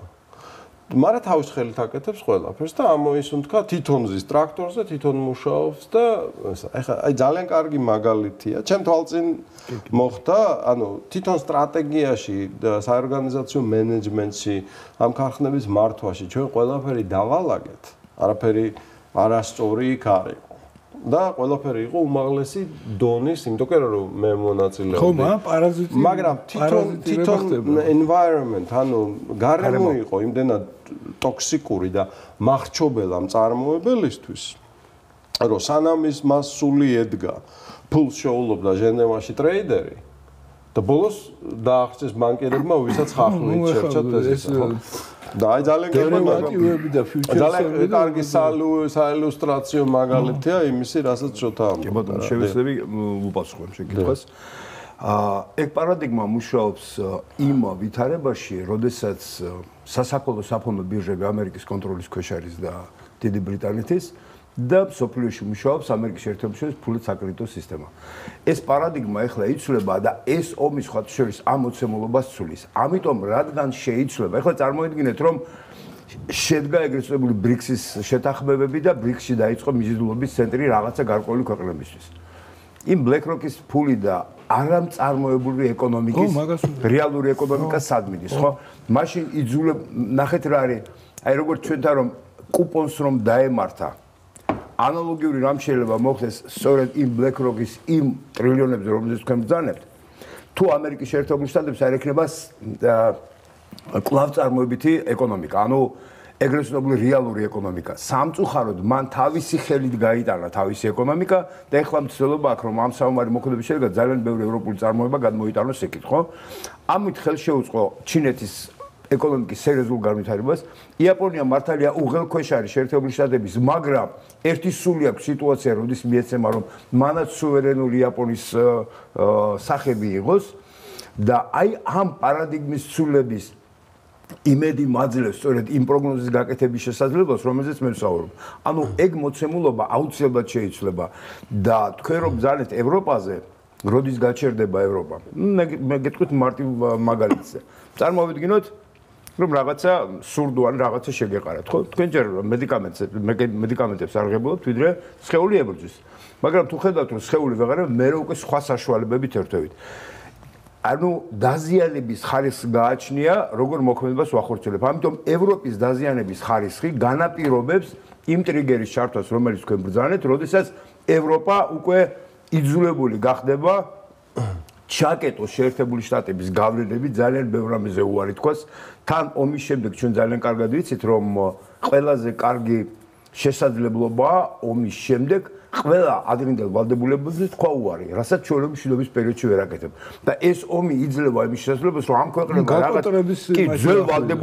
ძველი ვალდებულებები დახურონ. ამიტომ ვფიქრობ, რომ მათაც ხელს აძლევს იმისთვის, რომ მოდი ესე ვთქვათ, გადააყენონ თავის Windows, თავის კომპიუტერზე უკვე ახალ მოდელზე. გადატვირთვა მოხდეს. ოღონდ არა ძველი Windows-ის, არამედ ახლის. ჩვენ თუ გადავაყენებთ იგივე Windows და იგივე პროგრამაზე შევჯდებით, ის პროგრამა ისევ უფრო უკეთესად იმუშავებს შეერთებული შტატებისთვის, ამიტომ შენ სხვა მოდი ესე ვთქვათ, სხვა ოპერაციული სისტემა უნდა დააყენო, ხო? აი ამ სხვა ოპერაციული სისტემის გადატვირთვით და ახალი ოპერაციული სისტემის დაყენებით მოხდება უკვე ახალი მოცემულობის გაშლა. ეს ახალი მოცემულობა აიძულებს ევროპას უკვე იმ თამაში ეკონომიკაში. კი, ნახეთ რატომ. სულ ვამბობ, რომ ნებისმიერ სახელმწიფოს, რომელსაც აბსოლუტურად არ აქვს ტექნოლოგიები, ყოველთვის შესაძლოა რომ ეს ტექნოლოგიები ან შექმნას, ან იყიდოს, მაგრამ შენ თუ ნედლეული არ გაქვს, არ გაქვს და არ გექნება არასოდეს. და რუსეთს ეს ნედლეული აქვს და ექნება. ამიტომ ევროპას სხვა არჩევანი არ ექნება, როგორი ტექნოლოგიებიც, ამ ტექნოლოგია მუშაობს მაშინ, როდესაც მაქვს საწყისი ნედლეული. თუ ეს საწყისი ნედლეული არ მაქვს და უნდა ჩამოვიტანო საიდანაც კარალიდან და ასე შემდეგ, რომელსაც დიდი ფული უნდა იშოვოს. აზრი არ აქვს ჩემთვის ამ ნედლეულზე პროდუქციის წარმოება, იმიტომ რომ აქ ყავს ჩინეთი, რომელიც გადამყლაპავს. ერთადერთი არჩევანი რჩება, ამიტომ აი ამ ერთადერთი არჩევანის გაანალიზებით ფიქრობ, რომ უბრალოდ სხვა არჩევანი არ აქვს. შესაბამისად, დაზიანების ხარისხი განაპირობებს ტრიგერის ჩართვას. კარგით, დავასრულოთ, მე მგონია შემდეგი თემაზეც რო გადავიდეთ. მაგრამ აი სამ დავასრულებთ არსებული არჩევეხო ფინანსური განგსტერობის თემას. რომელთანაც აქ გვაქვს საქმე, რამდენიმე საილუსტრაციო. ბერად უფრო რთულადაა. ახლა ბუსმენდი ბატონ თემურს რაღაცაში ვეთანხმები, რაღაცაში მინდა დავეთანხმო და ვერ და აი რატომ. ეს ფინანსური გლობალისტური განგსტერული სისტემა, მაგალითად ავიღოთ ისეთი ქვეყანა როგორც საქართველოა. ძალიან მყიფე, სუსტი, პატარა ეკონომიკით, მიუხედავად ამისა, იმას შეუქმნეს ისეთი საბანკო სარეზერვო სისტემა, რომლის მეშვეობითაც ქართული ფულის სავალუტო რეზერვები საქართველოს სახელმწიფოს, რომელიც თუ არ მესლება 5 მილიარდს აცდა და 6 უახლოვდება დოლარს, შეიძლება ვცდები. ამ სისტემის კარნახის მიხედვით გათრეული არის ქვეყნის გარეთ და დაბანდებული არის შეიძლება ვცდებოდე ნორდიკული ევროპის რომელიღაცა ქვეყანაში ფასიანი ქაღალდების პორტფელში. ანუ არ მუშაობს ქართულ ეკონომიკაზე. გეთანხმებით.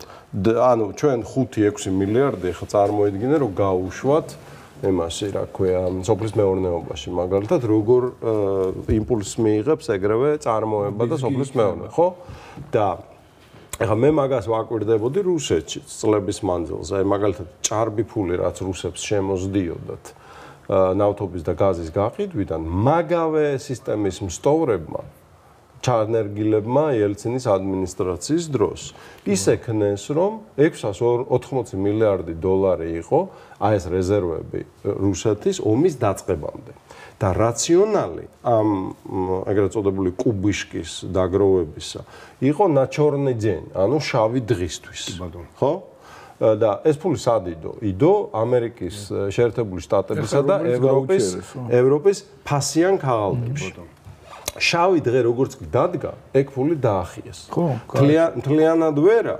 მაგრამ 680 მილიარდი დოლარიდან 380 მილიარდის კონფისკაცია მოხდა ერთ დღეში.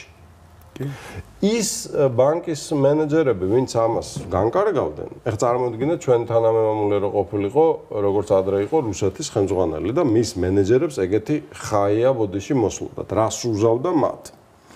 ეს ცენტრალური ბანკის მენეჯერი ელვირა ნაბიულინა, ეს შენი ანტონ სილოანოვი ფინანსთა მინისტრი, საყვედურიც კი არ მიუღიათ, როგორც იტყვას, ნისენიუმ ტრუდავую კნიჟკუ. სამსახურიც კი არ დაუკარგიათ. როგორც იყო, რომ ამბობენ, რამდენი უჯდება ამერიკას უკრაინა, არაფერი არ უჯდება, 380 მილიარდიდან. იქნებს. ხოლო 140 მილიარდი აქვს ჯერჯერობით დახარჯული უკრაინის ომზე. ანუ პლუსში არიან, 240 პლუსში არიან.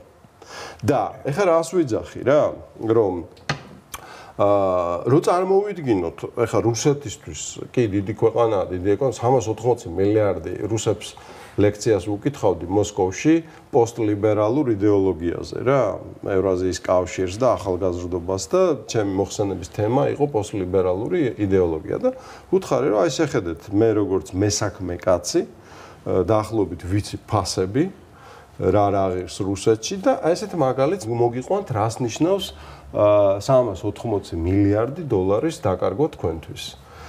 მაშინ დოლარი ღირდა 60 რუბლი, 60 მილიონი რუბლი 1 მილიონი დოლარი და ვთქვი, მიტოვებული რუსული სოფლისთვის დაახლოებით აი რო არ შევიდე დეტალებში 20 მილიონი რუბლი არის ერთი სკოლა 20 მილიონი რუბლი არის ერთი კლინიკა, პოლიკლინიკა, 20 მილიონი რუბლი არის ერთი მინი წარმოება. ანუ ესეთი წერტილოვანი დარტყმა ამ სოფლის პატარა მიტოვებული მინგრეული სოფლის ასაღორძინებლად, ხო?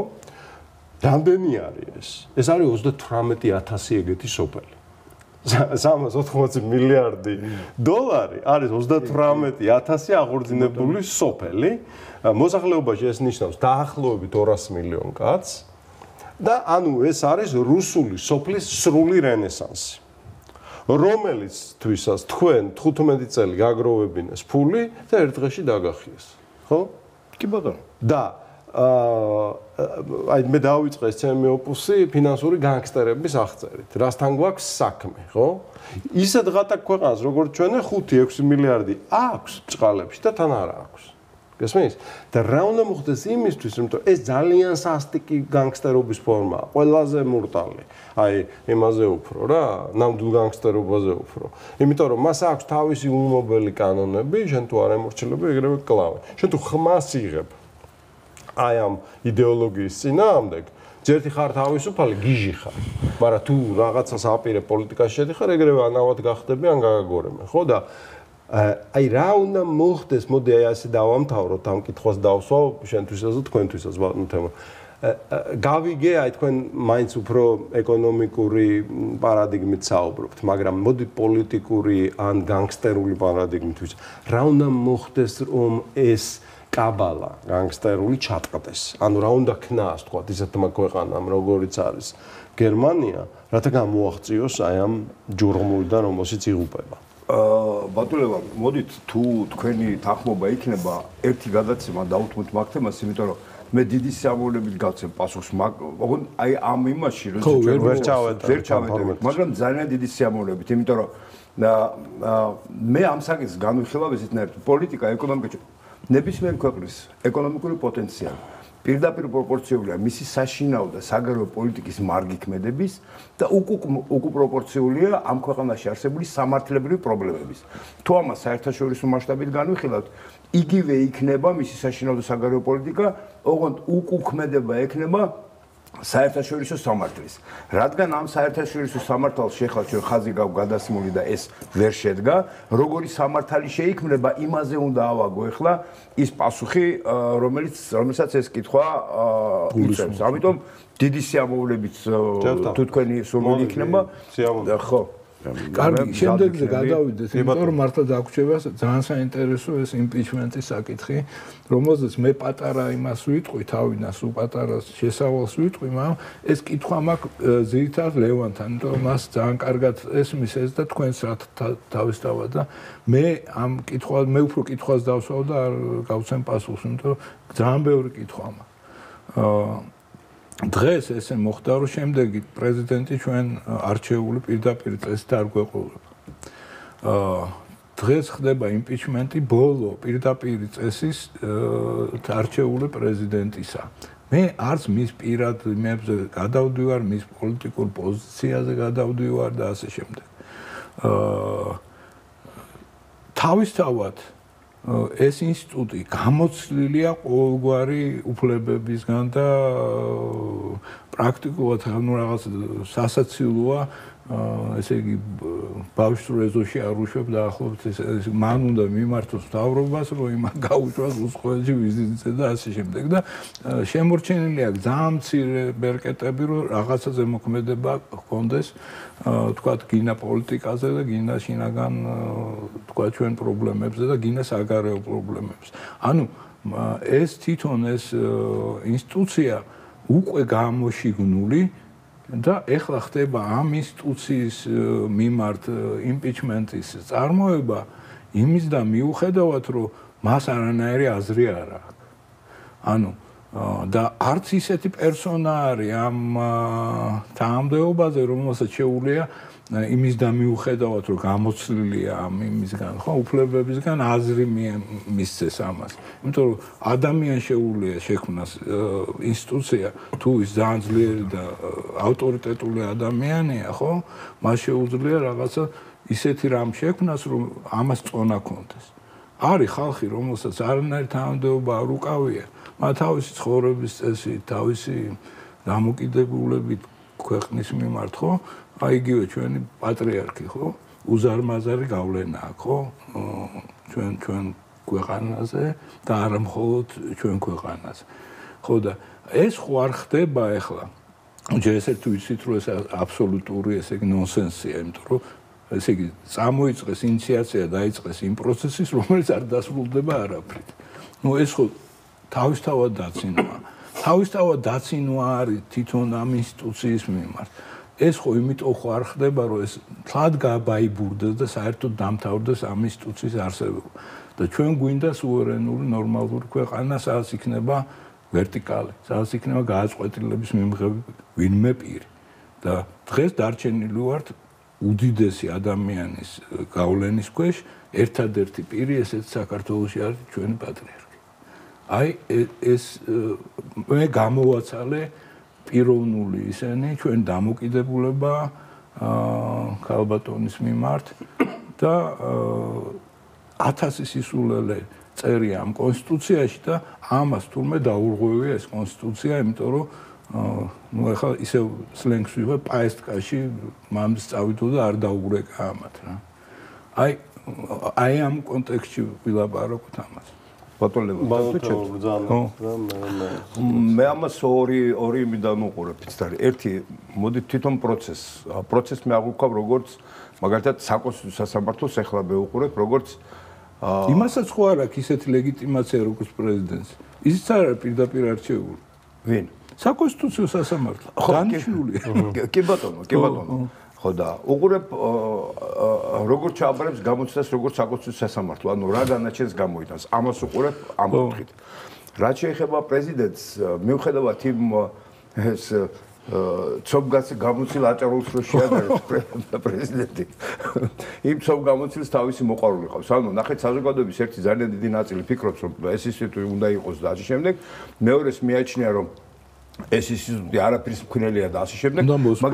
მაგრამ აი მიყვარს ხოლმე ბატონი ლევანის უყურებს ხოლმე ყოველთვის როცა უსმენ მის გამოს ყოველთვის უყურებს ყველაზე კარგი რეზულტატები. რა რეზულტატები მაქვს? ანუ შენ მე რას მიყვები, რას მეუბნები, ეგ არ მაინტერესებს საბოლოო პროდუქტი და საბოლოო პროდუქტს რო დავხედავ გეუბნები, აი ეს რა არის? აქედან გამომდინარე მთელი შენი ოპერაციები, შუა ოპერაციები, რომლითაც გინდა მე თვალი ამიხო თუ რაღაცა ვეჩვენო, რომ ამაზე პასუხი სწორი აქვს, აბსოლუტურად ვეთანხმები ხოლმე, იმიტომ რომ რეზულტატი მაქვს ეს. რეზულტატში პრეზიდენტმა აი ამ გამოცვლილი ცომის მიუხედავად ზიანი მოუტანა მაინც ხო სახელმწიფოს. ეხლა მე კატეგორიული წინააღმდეგ ვიყავ რომ ეს ქალბატონი პრეზიდენტი გამხდარიყო.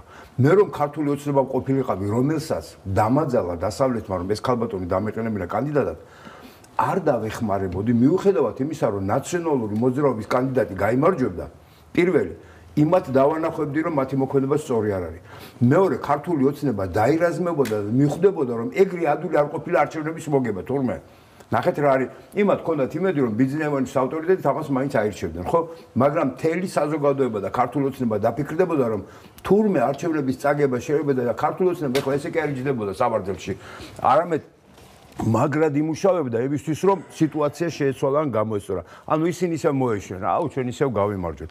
მესამე, ვაშაძე გაიმარჯვებდა, ხო? რა შეძლებდა ვაშაძე? არაფერს. ყველას ეცოდინებოდა რომ ეს სახელმწიფოს სასარგებლოდ ვერ მუშაობს. ვინმეს გაუგია ვაშაძის ხმების შემდეგ რაც დეპუტატი გახდა? არა. ანუ ის როგორც პრეზიდენტი სახელმწიფოს ვერანაირ ზიანს ვერ მეყენებდა, იმიტომ რომ მე წინასწარ მეცოდინებოდა რომ ეს ჩემი გუნდის წევრი არ არის. აი მე რო ყოფილიყავი ამ თამარს აუცილებლად გადავათამაშებდი ესეთნაირად. დასავლეთს ვაჩვენებდი რომ ესე იგი თქვენი თავისმოხმოვანი კანდიდატები ჯერ ქვეყანაში ვერ იმარჯვებენ. ხო შეიძლება ქართული ოცნებას მართლა იმაში შარდან არ მოხდარიყო და მაინც არ დაეძალებინა მოსახლეობის რომ მას გაემარჯვა. ხო ასეა. მეორე სხვა მე რო ბიზნა ივანიშვილი ვარ დაუშვა და დამაძალეს და მე გავლენა მოვახდინე ქართულ ოცნებაზე. მივახვედრებდი რომ ბიჭო ეს მუშაობა აღარ შეიძლება ხო ხედავთ ვეღარ ხაჭავთ. ანუ ეგრე არ არის რომ ჩემ ავტორიტეტზე შეიძლება თქვენ იჯდეთ. იმიტომ რომ შესაძ პოლიტიკური ელიტა მოეშვება და მოდუნდება ის მებრძოლი აღარ არის. იმას გონია რომ ყველაფერი სწორია და იმის შემდეგ რამდენი შეცდომები დავინახეთ ყველამ ხო თვალსაჩინოა. ну ეხლა რაც გვაქვს ხო მოდით ისე ვკითხვას რომ დაუბრუნდეთ ანუ ჩემთვის ეს ვარიანტი იქნებოდა მეთქი უფრო მომგებიანი მე ასე გადაწყვეტებას დავეთანხმებოდი მათ კანდიდატს წავაგებინებდი და ერთ სიტყვით უკვე იმ თამარს გადავათამაშებდის რომ მოვამზადებდი იმისთვის რომ ახალი ამ ვაკუუმში ახალი პოლიტიკური სპექტრი ჩამოყალიბებულიყო რომელიც მეორე ადგილზე გადაიყვანდა ქართულ ოცნებას გადევნიდა მაქსიმალურად ამ ნეოლიბერალურ ძალის პოლიტიკური სპექტრიდან და შემოვიყვანდი ახალ ძალას რომელიც ახალ ხედვას ახალ რიტყვან სუნთქვას შემოიტანდა ქვეყანაში. ეხლა წარმოვიდგინეთ რომ იმპიჩმენტი ვერ შედგა, ანუ სასამართლომ გამოიტანა განაჩენი, მაგრამ პარლამენტში ვერ შედგა. ერთი არის ის რომ ქართული ოცნება დაინახავს რომ მაინც სუსტია, მაგრამ მეორეს მხრივ ჩვენ გვეყოლება პრეზიდენტი, რომელსაც ფრთები მოკვეცილი აქვს და მისი საგარეო საერთო ურთიერთობებში პარპაში უკვე აღარ იქნება იმ ქვეყნებში შეხმული, იმიტომ რომ ამ ხალხს მართალია იმპიჩმენტი ვერ გახორციელდა, მაგრამ უმრავლესობა მაინც მხარს უჭერდა მის არაპრეზიდენტობას. ანუ მისი ეგრეთ წოდებული ამაყი მოძრაობები მაინც შეკვეცილი იქნება დასავლეთის ქვეყნებში ამართლებთ ამ იმპიჩმენტს. ნახეთ რა არის ვამართლებ იმ ნაწილში, რა ნაწილშიც დაუშვათ პრეზიდენტს ევალება მაინც კანონის ჩარჩოში იძდეს და მას შეეძლო ეს მომენტი გამოიყენებინა თავის სასარგებლოდ, რომ მას არ მისცეს უფლება. ეხლა მაგალითად მე ვარ პრეზიდენტი და აგერ მოგმართეთ და თქვენ უარი მითხარით. ამას მე პირიქით ჩემი არაღად გამოვიყენებდი და გამოვიყენებდი ძალიან მარტივად. ესე იგი, ჩვეულებრივ წერილობით მიმართვის შესაძლებლობა მაქვს დასავლეთის ქვეყნებთან, ვიურთიერთობები ჩვენი გავაგრძელებთ და იმაზე ვიტყოდი, რომ ესე იგი, ჩემი ეს არის ესა და ეს და ამ დროს წამოვწევდი საკითხს, რომელიც მე მინდა, მაგრამ მე ხომ არა ვარ სახელმწიფოსთვის მზრუნავი ხალბატონი, ხო? მაშინ ეს აქეთა მხრიდან უფრო მეტი ზიანის მიყენება შეძლებდა ვიდრე ახლა. ის რომ მაიჭკვიანი ხალბატონი ყოფილიყო. თორე ის რომ საფრანგეთის სპეცსამსახურების წარმომადგენელი იყო და მე ძალიან ანუ მისი წინაპრები, რომლებიც ახლა გმირებად მოიხსენებიან, ჩემთვის მაგალითად ისინი გმირები არ არიან, იმიტომ რომ საქართველოს როდესაც გაუჭირდა და როდესაც მაშინ მხედართმთავრები აქ უნდა ყოფილიყო, ანუ მმართველები, მაშინ არ უნდა მიგეტოვებინა შენ სახელმწიფო. ახლა იმ არგუმენტი რომ შენ გინდოდა ესე იგი მისი იურიდიული ის გადაგერჩინა და ასე შემდეგ, ეგრეთ თემა, რომ დაახლოებით ესე იგი მხედართმთავარი ომიდან გაიქცეს და თქვას იმის რომ მხედართმთავარი არ მომკვდარიყო, მთელი ჯარი შეაკლას საბრძოლო მოქმედებაში მტერს. ხო, ნუ მოდით მე მეორე ისი თემაც ხო არის რა, ამ კითხვას ვსვავდი მე, რომ ეს ინსტიტუცია გვჭირდება და უნდა იყოს ძლიერი და უნდა არსებობდეს პრეზიდენტის ინსტიტუტი თუ არ უნდა არსებობდეს. ანუ ესენი ახლა ყველანაირად ცდილობენ რომ ესე გააბაიბურონ რა ეს და აღარ არსებობს. იცით რა არის, რო შევხედოთ ძლიერ პრეზიდენტს, თავისი პლუსები აქვს, სუსტ პრეზიდენტს და სამთავრობო მმართველობას თავისი პლუსები აქვს, მაგრამ არავის არ უფიქრია იმაზე, რომ საქართველოს რომელ მოცემულობაში რომელი ვარიანტი ჯობია. ანუ ჩვენ თუ შევხედავთ დროში და სივრცეში და შიდა მოცემულობაში, აი ხა ილხამ ალიევის მაგალითი გვაქვს, ხო, ძლიერი პრეზიდენტი. რა თქმა უნდა. ანუ ჩვენი ის რა არის, ხო, იმითი რა ქვია, რძით შეშინებული დოსპირს უბერავდაო. სააკაშვილის ფაქტორმა განაპირობა ის, რომ მთელ ინსტიტუტზე უარი იქნა ნათქვამი და არა იმაზე, რომ იქნებ ალიევის მსგავსი, ხო, ალიევის მსგავსი პრეზიდენტის პირობებში სულ სხვა რაღაცა მქონდა. ეხლა სხვა შორის აზრი იცვლება საზოგადოებაში, რომ იქნებ ისევ საპრეზიდენტო სახელმწიფო და ასე შემდეგ და ასე შემდეგ. მეც რაღაც უნდა ჩავჭეჭყო და ჩავატიო, ბევრია სათქმელი აქ. ნუ ჯერ ერთი ქრონოლოგია გავიხსენოთ და ვიყოთ ფაქტოლოგიურები. პრეზიდენტის ინსტიტუტის მოსპობა დაიწყო მიშა სააკაშვილმა, იმიტომ რომ კონსტიტუციით აღარ ქონდა უფლება მესამე დეჭე ეყარა პრეზიდენტად კენჭი და რათა წაეგდო საქმე წინ, გადააკეთა ქვეყანა საპარლამენტო რესპუბლიკად, რათა გამხდარიყო პრემიერ-მინისტრი. ისე პირველი. ამიტომ ხალხს თავისთვის დაიწერა. ხო, თავისთვის დაიწერა, ამიტომ ხალხს ამაზე უარია, ეს ერთი, მეორე. ეხა აი რაღაც პირადი იმების გარეშე უნდა მაინც ეს უნდა გავიხსენო რა. როდესაც საპრეზიდენტო არჩევნები იყო, როცა პირველად აირჩიეს სალომე, ხო? პოზიცია ბიზნესი იყო, რომ ვინც უნდა აირჩიოს ჩვენ პასიური. არა, ის იყო, ეგეთ ჭორიც იყო, რომ ბაქრაძე უნდა. მისმინე, პასიური პოზიცია გვიჭირავს, რაც უნდა ის მომხდარა. ასე. ქობულეთში ვისვენებდით ოჯახით და იქ იყო ჩემი მეგობრები, ვინც არიან ბიძინას მეგობრებიც, ახლობლები. არ დავასახელებ. ძალიან ცნობილი, სიმპათიური ხალხია თბილისში. ამ ხალხმა ჩამოიყვანა კასტინგზე სალომე და 3 დღე ამ სასტუმროში სალომე აი ესე იჯდა და ელოდებოდა ბიძინასთან შეხვედრას. მე ვიყავი ამისი მოწმე. რომ გვითხრეს, რომ აი ჩამოვიყვანეთ, რომ ესა რა ქვია, სალომემ გაიაროს კასტინგი და ბიძინამ წარადგინოს ის პრეზიდენტად. აი ესე დაძაბული თვალებით სივრცეში იყურებოდა ერთი-ორჯერ ვისაუბრეთ ნუ ჩემი წარმოდგენა ამ ქალბატონზე შევადგინე და მე შედგა ეს შეხვედრა და მოხდა მისი დანიშვნა აი ამ პრეზიდენტად, ხო? ეხლა რაც შეეხება რა გვჭირდება ჩვენ როგორც სტრუქტურა და მე თავიდანვე ვიცოდი რაც მოხდებოდა რა, აი ჩემთვის ცხადი იყო. ეხლა რაც შეეხება თვითონ აი ამ სტრუქტურას. ნუ მე არაერთხელ მithქვამს, რომ ცნობიერად თუ გაუცნობიერებლად ქართველი ერი არის მონარქისტული სტრუქტურის ერი. ეს განპირობებულია მისი ეთნოფსიქიკიდან, მისი ენის სტრუქტურებიდან, მისი იდიომებიდან, მისი აფორიზმების კრებულიდან, მისი მსოფლმხედველობიდან და მისი მთელი ისტორიიდან. მიშისტიც მონარქისტია ლატენტური. ზვიადისტიც ბიძინისტიც ყველა არის ლატენტური თუ მონარქისტია მე აღარ ვიცი ყველა არის იცის მანეს თუ არ იცის არის მონარქისტი თავისუფლებით ნორმით ასია კი ეხა რა გვაქვს ჩვენ ლატენტური მონარქია ყავს მეფე რომელიც არის ოლიმპოს მიღმა გესმის ბიძინა ხო თან არის და ეს არის რა უჩინაჩინი მე ამას ვიძახი ამდენი წელია რომ თქვენ გაიხალხო ცოდვა გამხელილი ჯობია ხო 25% სახელმწიფოებისა დედამიწაზე არის მონარქიები. და ყველაზე კაი ქვეყნები თავის კლასში, როგორც წესი, არის მონარქიები. დასავლეთ ევროპაში ყველა მონარქია ჯობია, თითქმის ყველა რესპუბლიკას. არაბულ ნახევარკუნძულზე ყველა მონარქია ჯობია, ყველა არაბულ რესპუბლიკას, აი რომ დაუბერა არაბულმა გაზაფხულმა, ყველა რესპუბლიკა წააყირავა, ვერც ერთი მონარქია ვერ დააყო. და ასე შემდეგ. ამიტომ ჩვენთვის ისტორიულად ეხა არა აქვს მნიშვნელობა რამდენი უვიცი გვყავს, რამდენი შტამპი ჩაგვიჭეჭყეს თავში ლიბერალ ფაშისტ ბოლშევიკებმა, ხო? ერთი და იგივე აქ ჩემთვის და ისა დაგვაკომპლექსეს ისა რაღაც შტამპებით. ეხა ლიბერალს რო გონია რომ მაგარი ბოდიში და პრადვინუტია, ჩვეულებრივი ნეობოლშევიკია, რომელიც აგინებს მეფეს და ისა რაღაც სისულელეებს იძახი, ხა თავადები არჩინე და მიწები აძლიეთ. ნუ აი ამ რაღაც უღრან ტყეში ვარ თუ ვიცობის, ხო? ხო და ამიტომ მე ვამბობ, რომ რა თქმა უნდა მონარქიამდე სანამ და ვერასდროს ვერ მივალთ მონარქიამდე თუ ხალხს ამას არ აუხსნით, ამისი დეშიფრაცია არ მოხდება, დისკურსი აკადემიური, რითი ჯობია მონარქია რესპუბლიკას ჩვენისთანა ქვეყნისთვის. ამას ხალხს თუ არ აუხსნით, ხალხი თუ არ მოისმენს და იტყვის, ნუ მე პრინციპში ვეთანხმები, ხო? ვერავით არ მონარქიას ჩვენ ძალით აქ ვერ აღვადგენთ, მაგრამ სანამ მაქამდე მივალთ, რა თქმა უნდა, მონარქიასთან ყველაზე უფრო მიახლოებული მოდელი არის საპრეზიდენტო მოდელი. არის ორადორი მართვის მოდელი თანამედროვე სამყაროში.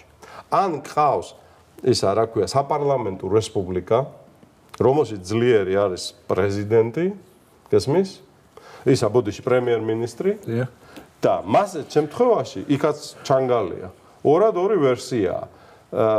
საკონსტიტუციო კრიზისების ზე არბიტრად ეგეთ ქვეყნებს ყავთ ან პრეზიდენტი, ან მონარქი. ან მონარქი. კი ბატონო. ან ესპანეთის მეფე, ან გერმანიის პრეზიდენტი, რომლის სახელიც არავინ არ იცის. ან დანიის მეფე, ან იტალიის პრეზიდენტი, რომლის სახელიც არავინ არ იცის. ან ინგლისის მეფე, ან ინგლისის მეფე, ან რომელი ერთი თქვათ, რა ქვია, კიდევ ერთი რომელიმე ეგეთი სუსტი ქვეყნის პრეზიდენტი, რომლის სახელით ლუქსემბურგის პრეზიდენტი, რომლის სახელიც არავინ არ იცის, ხო? და მეორე ვარიანტი არის საპრეზიდენტო რესპუბლიკები. ასეთი არის საფრანგეთი, ასეთი არის რუსეთი, ასეთი არის ამერიკის შეერთებული შტატები. და მე ვამბობ, რომ ამ დისკურსში ვართ რა ჩვენ, ვიცით ეს ჩვენ თუ არ ვიცით, ვაღიარებთ ჩვენ ამას თუ აი დნმ-ი რა, აი როგორც ახლა მე ვერ ვიტყვი რომ მე ვარ ისა რა ქვია ყვითელკანიანი, ან შავკანი, მე ვარ თეთრი, მე მაქვს ჩემი დნმ, ჩემი ფიზიოლოგია, ჩვენი ფიზიოლოგია გულისხმობს, მთელი ჩვენი ისტორია, ხერხემალი, სტრუქტურები, მეტყველების მანერა, საერთოდ ყველაფერი არის მონარქისტული. შეიძლება ჩვენ მაგას ისე დაგვიმალეს, ისე აგვიჩეხეს, ისე ჩამოგვართვეს, რომ უბრალოდ აღარ გვახსოვს, ვერ ხვდებით, მოსახლეობის რაღაც 1000 კაცი ხვდება და ბედავს ამის თქმას, მაგრამ ეს ასეა. და მე ვამბობ, რომ არის რა ეს ასე, რა თქმა უნდა. ყველაზე უფრო ასეთი ქემაინს პაროდიული მიახლოებული არის საპრეზიდენტო რესპუბლიკა, რომელიც ხელოვნურად მოგვიკლა მიშა სააკაშვილი. კი, თავსებადობაში მე გვიგულისხმე, რომ გარემოებიდან გამომდინარე სულ სხვა რამე და ამიტომ ერთადერთი გზა ჩვენი ორგანული სახელმწიფოებრივი განვითარების არის, რა თქმა უნდა, მონარქიისკენ სწრაფო და ღმერთ მაქნას რომ მოვესწროთ პატრიარქის სიტყვების ახდენას, მაგრამ მანამდე დავიბრუნოთ ქემაინს საპრეზიდენტო რესპუბლიკა. ამიტომ მე ზუსტად ამიტომ იმპიჩმენტს არ ვემხრობ. იმის და რა სარგებელიან ზიანს მოიტანოს. ეგ ეხლა ხო ბოდის მესამე რამე ბოდის შენდობას ვიტყო. მესამე რაღაცის თქმა მინდა. რა თქმა უნდა ყველაფერი ის რაც გაკეთდა ამ წლებში იყო ანტიეროვნული. არა მარტო აბორტების, კონტრაცეფციის, ნარკოტიკების, კაზინოების, საბანკო სისტემის, სექსუალური გარყვნილების მხრივ, არამედ პოლიტიკური რეფორმის მხრივაც. ეს ხო ერთმანეთში კავშირშია. და ანუ ქვეყნის კასტრაცია და განადგურება ვერ მოხდება მარტო ერთ სფეროში. შენ ის უნდა მთლიანად დაანგრიო. ამიტომ მაჟორიტარების გაუქმებაც და მარტო პარტიული სიებით ეს არის ანტიდემოკრატიული ნაბიჯი. ანუ ადამიანს, რომელსაც პატივს სცემენ უბანში, სოფელში, რაიონში, ვეღარ აირჩევ თუ ვიღაცას არ გაეტენა პარტიულ სიაში. პროპორციული მაჟორიტარული მაინც გაეკეთებინა. ხო, ეს არის აბსოლუტურად ანტიდემოკრატიული საპარლამენტოზე გადაყვანას და პრეზიდენტის ვეღარ არჩევაც ხალხის მიერ, ხალხო არის ანტისახალხო, ანტიდემოკრატიული. ანუ ეს ბოლო ეს არის მართვია, რომელიც არჩევს. ხო, ეს არის ქვეყნის ეხა დომინიონის მანქანების შემოტანაც. ეს არის ჩვენი საბოლოო, ჩვენ ეროვნულ კუბოში ბოლო ლურსუნები. ბოლო სუვერენული ელემენტების ჩამორთმევა და ეს ჩვენი მედროვე პოლიტიკოსები თქვათ ბიძინა და ოცნება მათთვის მთავარი არის ძალაუფლების შენარჩუნება.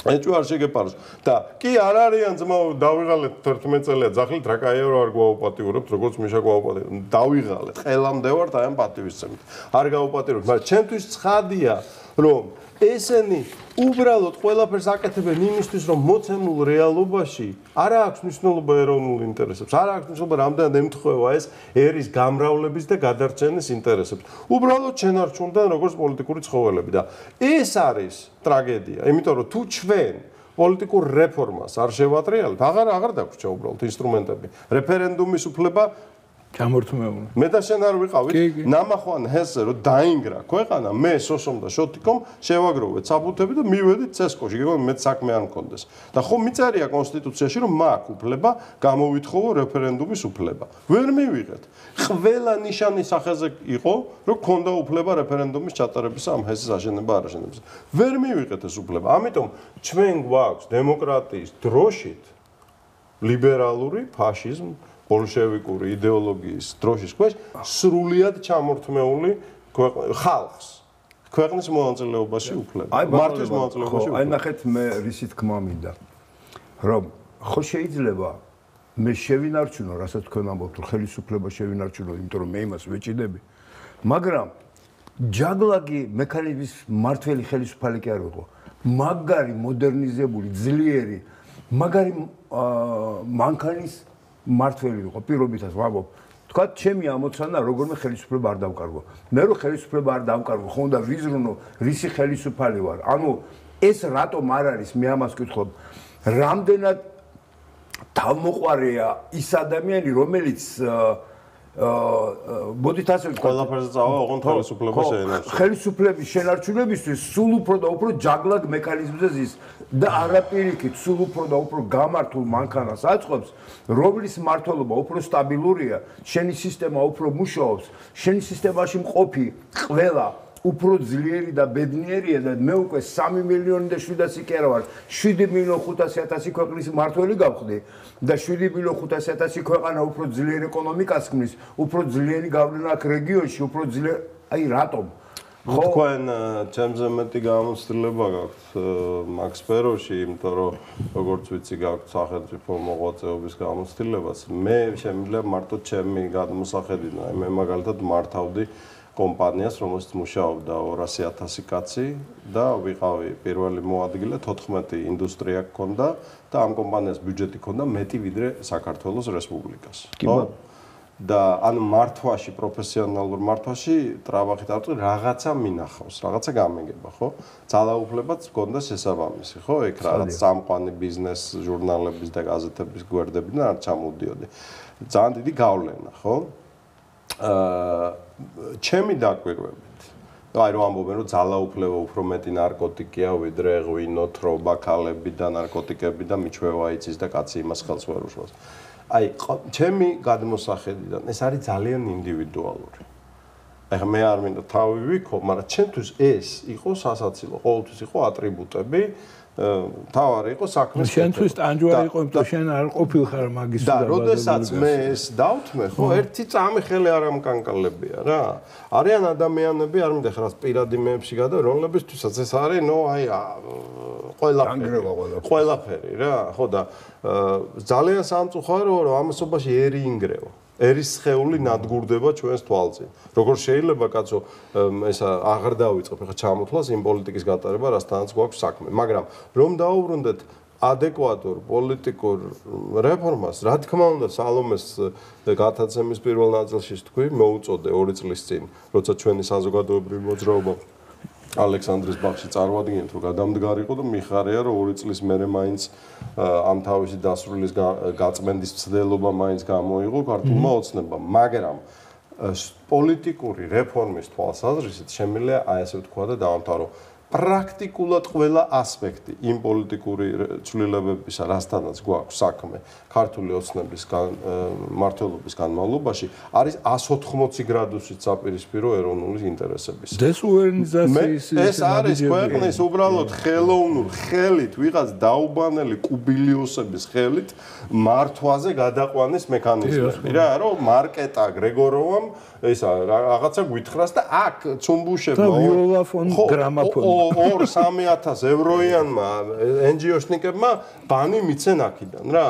აი ეს ყველაფერი არის გასახვეთი თავისი ანტიდემოგრაფიული კონფერენციებიდან და შემოსატრიალებელი არის საპრეზიდენტო რესპუბლიკა პირადი მე საერთოდ მიმაჩნია რომ პოლიტიკურ პარტიებს ახლა ვერ ავგრძალავთ საზოგადოებაში, მაგრამ პარლამენტში უნდა ავგრძალოთ. უნდა კაცია პირადად ვირჩევთ, არასწორია გამოწვევის მექანიზმები გვაქვს.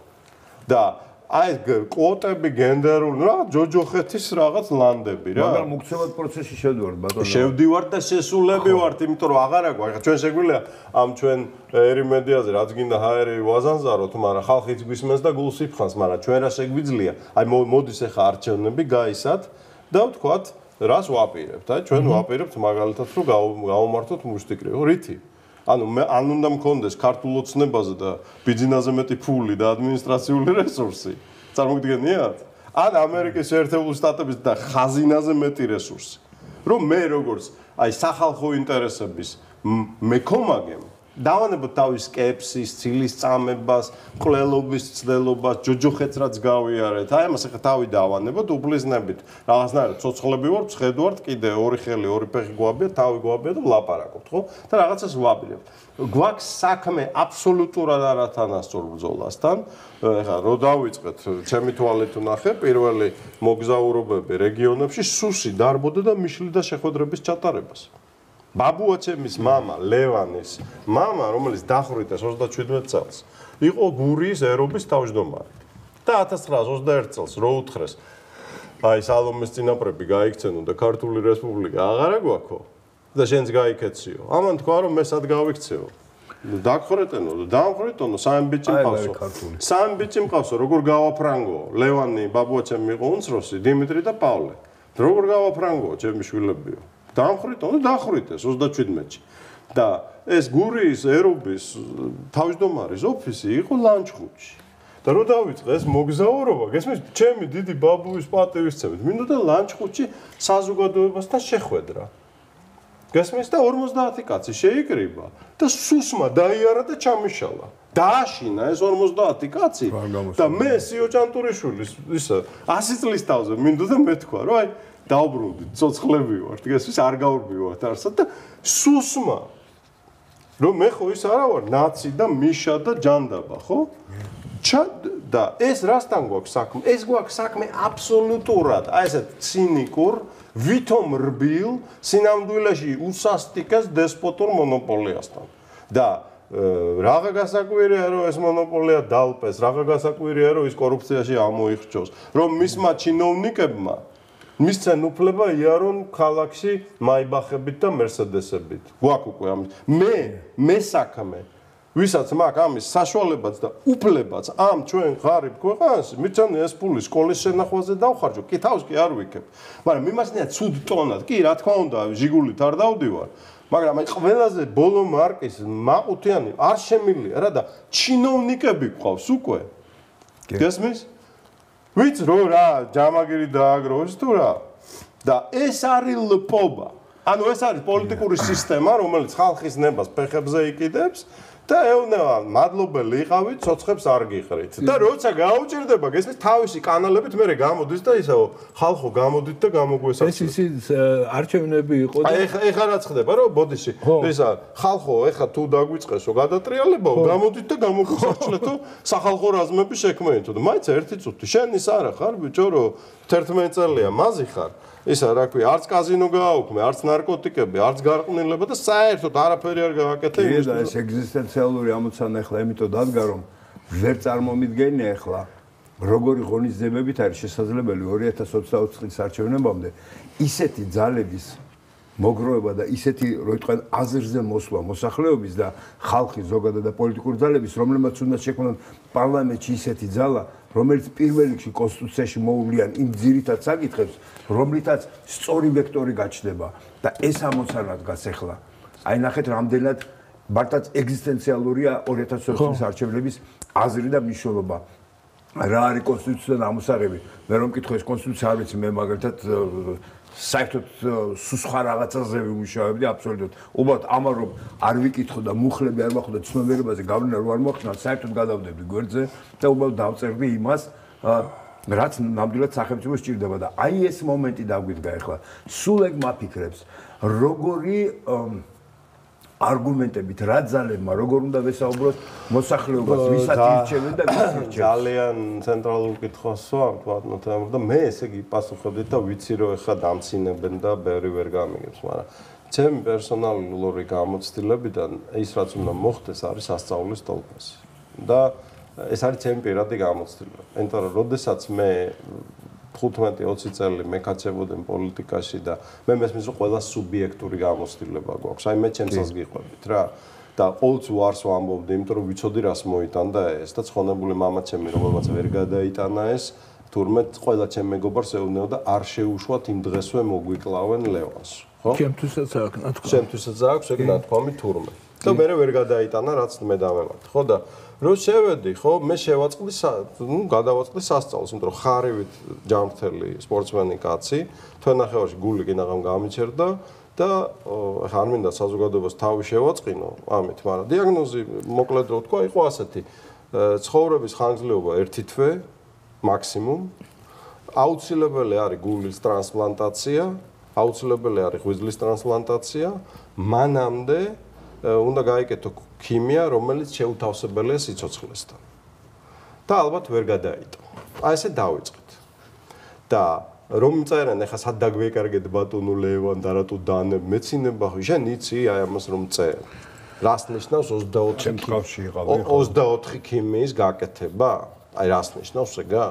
რას ნიშნავს ყველა უჯრედში ყმუილამდე ტკივილი? და მე აი ხო სასწაულს მინდა ეხლა დაუბრუნდე რა სასწაული რომელსაც ქვია გადარჩენა გამოჯანმრთელება გულის არ გადანერგვა ღვიძლის არ გადანერგვა და ექიმების საერთაშორისო კონსილიუმისგან თქმა რომ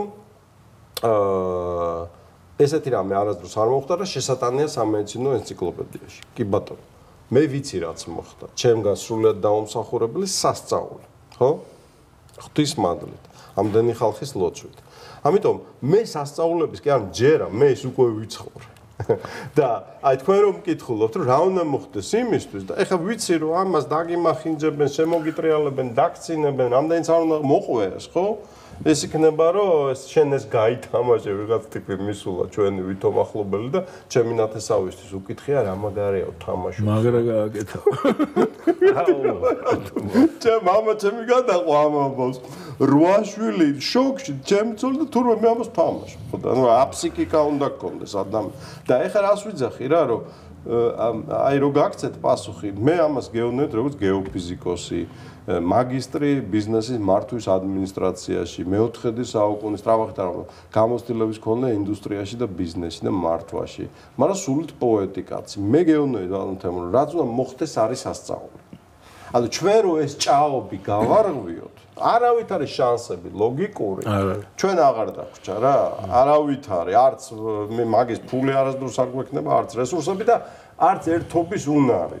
ამიტომ მე მგონია, რომ თუ ვიმსახურებთ, აი თუ ჩვენ კი არ მე აფსარუმს, ერი თუ იმსახურებს, მოხდება. თუ არა, გაგრძელდება ყდომა, გავიხსენოთ 5.5 მილიონი ვიყავით, 3.5 დავრჩით და იმ გაეროს პოპულაციის ფონდმა, რომელმაც ეს კონფერენცია ჩაგვიტარა დემოგრაფიაზე 3 დღის წინ, მანვე დაწერა, რომ 2100 წელს დავრჩებით 1.400.000 კაცი. ანუ აღარ ვიქნებით, ეხლა ეგ უკვე შეუტრიალებელი ისაა რა, იქიდან უკვე ვეღარ ამოდიხარ, იქიდან უკვე მორჩა, ერი გადაშენდება, ჯვარი გწევი. მაგათ მივიდი. იცი რა, დავასრულოთ ახლა, იმიტომ რომ ძალიან გაიწელა ჩვენი გადაცემა და დავასრულოთ იმის ამ სასწაულის იმედით. სასწაულსაც და მესამეს რო გინდოდა შეტევა დემოგრაფიაზე. მაგი პრინციპში ვთქვით, მაგრამ იქნება აი ბატონ გაუთავებელი. მე დემოგრაფიაზე ძალიან მოკლედ ვიტყვი ერთ წინოდადებას. დემოგრაფიული საკითხი არის იმდენად რა თქმა უნდა კონცეპტუალური და მნიშვნელოვანი, რომ ყველა საკითხი ეს არის ეკონომიკური, პოლიტიკური, სოციალური, ყველა უნდა პირველ რიგში განიხილოს დემოგრაფიულ ჭირში. ანუ აი ეს სრულება, მოიცადეთ პირველი დემოგრაფიაში როგორ გამოვა. ეს სრულება დემოგრაფიაში. ანუ თუ ჩვენ ყველა სრულებას დემოგრაფიული პირველი პუნქტი არ დავდოთ, დემოგრაფიულ ჭირში შევხედოთ და მერე დანარჩენში აზრი არ აქვს არაფერს. ამიტომ ყველა მიდგომა მიმაჩნია, რომ ეხლა უნდა იყოს მხოლოდ დემოგრაფიულ ჭრილში, ისე რომ ძალიან სასიამოვნო იყო რა თქმა უნდა ეს დისკუსია, დიდი მადლობა. ჩვენთვისაც დიდი მადლობა. მე ერთს ვიტყოდი რა დემოგრაფიაზე ხავაპირებ, რომ რაღაც ტელემიმართვა გავაკეთო, შეიძლება. ცალკე ჩავწეროთ. ხო, აი გახი გალაძეს მინდა მიმო ჩიხურია. აი ეს ურბანისტიკა, ეს корпуსები, ეს ჭიანჭველების მასშტაბის ბინები. და ბოლო ხდომა თუ ნახეთ. არაფერი არ გაიზრდება იქ. ბოლოს ხდომაზე ყველა საწარმო, რომელიც დარჩენილი, ანუ საწარმო აღარ არის, ყველა საწარმო სადგურებს მთელი პატარა კორპუსები შეනවා, რაც უკვე და მე ვიტყვი როგორც დემოგრაფიის მეცნიერებაში ასე თუ ისე ჩახედული კაცი, იმიტომ რომ წლების მანძილზე ვიყავი დემოგრაფიული საზოგადოების თავმჯდომარე, რომელიც რატომ თხოვეს გაგვეკეთებია ოცნების წარმომადგენლები, ვერ გავიგე, იმიტომ რომ არაფერი არ შეისმინეს. საერთაშორისო მეცნიერებაში დემოგრაფიის არის მათემატიკური ფუნქციები, რაც უფრო მაღალია სართულიანობა, მით უფრო დაბალია შობადობა. ამა თუ იმ ქვეყნის ნაწილში, ამიტომ გვინდა ერის გაბედნიერება, გამრავლება, გვინდა ერთსართულიანი ჯამრთელი, ჰორიზონტალური გაშლა, გვინდა დაღუპვა, გვინდა აწოწვა და ჩახერგვა საცობებში რა. ამიტომ თბილისის მერმა უნდა გამოაცხადოს 100 წლიანი მორატორიუმი ბინების მშენებლობაზე. ეს გამოიწვევს 1-2 სამშენებლო კომპანიის გაკოტრებას, რომლებიც ვეღარ გაკაჩავენ, იმიტომ რომ კაჩავენ მარტო პირამიდების ხარჯზე შემდეგი სახლი, მაგრამ უმეტესი დეველოპერებისა გადაეწყობა და დაიწყებს დაბების მშენებლობას აუცილებლად. და ეს გამოიწვევს მიკრო საწარმოების განვითარებას და ეკონომიკის აღორძინებას. საცხოვრისის ერგულებს. და მთელი თბილისი და თბილისის გენგეგმა უნდა იყოს 100 წლიანი გამოხშირვის გენგეგმა და გატყე-პარკების გენგეგმა. ყველა თბილისელის ბინა, აი ესეთი კანონის მიღების შემდეგ, მეორე დღეს ეღირება 30-50% უფრო ძვირი. გამონთავისუფლდება საბანკო ეს გირაოში ჩადებული ბინები, ან მეტი ფული უნდა მიცემ ბანკმა ხალხს, ანუ ხალხი გამდიდრდება მარტო ამ კანონის, ეს გამოიწვევს მხოლოდ ეკონომიკურ ზრდას. ამიტომ ილუზიაა, რომ სამშენებლო მაფიას ეს არ აწყობს. სამშენებლო მაფია უნდა იყოს არა სამშენებლო მაფია, არამედ სამშენებლო ინდუსტრია მიმართული სახელმწიფო პოლიტიკის ფარგლებში. და მაშინ ერი დემოგრაფია. სწორედაც დემოგრაფიული ჭრილით. და სხვანაირ ის რაც ეხლა ხდება, მე უნდა ვერო დიღომში დამტკიცდა მილიონი ახალი კვადრატული მეტრი. 2 მილიონი კვადრატული მეტრი. ფიზკულტურის ინსტიტუტი, რომელიც უნდა აღდგენილიყო, ეხლა იქ შენდება კიდე რამოდენიმე ის ჭიქები რო ჩადგეს, არ გვეყოფა თურმე корпуსები და კვდება ქალაქი უბრალოდ. ნადგურდება არაფერი უტროტუარო, უწყე-პარკო, უსივრცეო ქალაქში გარდა ნარკომანიისა, სექსუალური გარყვნილობისა და დეპრესიისა არ გაიზრდება. შეუძლებელია ეს უბრალოდ არქიტექტურის კანონებია. ვარღვევთ არქიტექტურის კანონებს, ვანადგურებთ ჩვენს საცხოვრეს.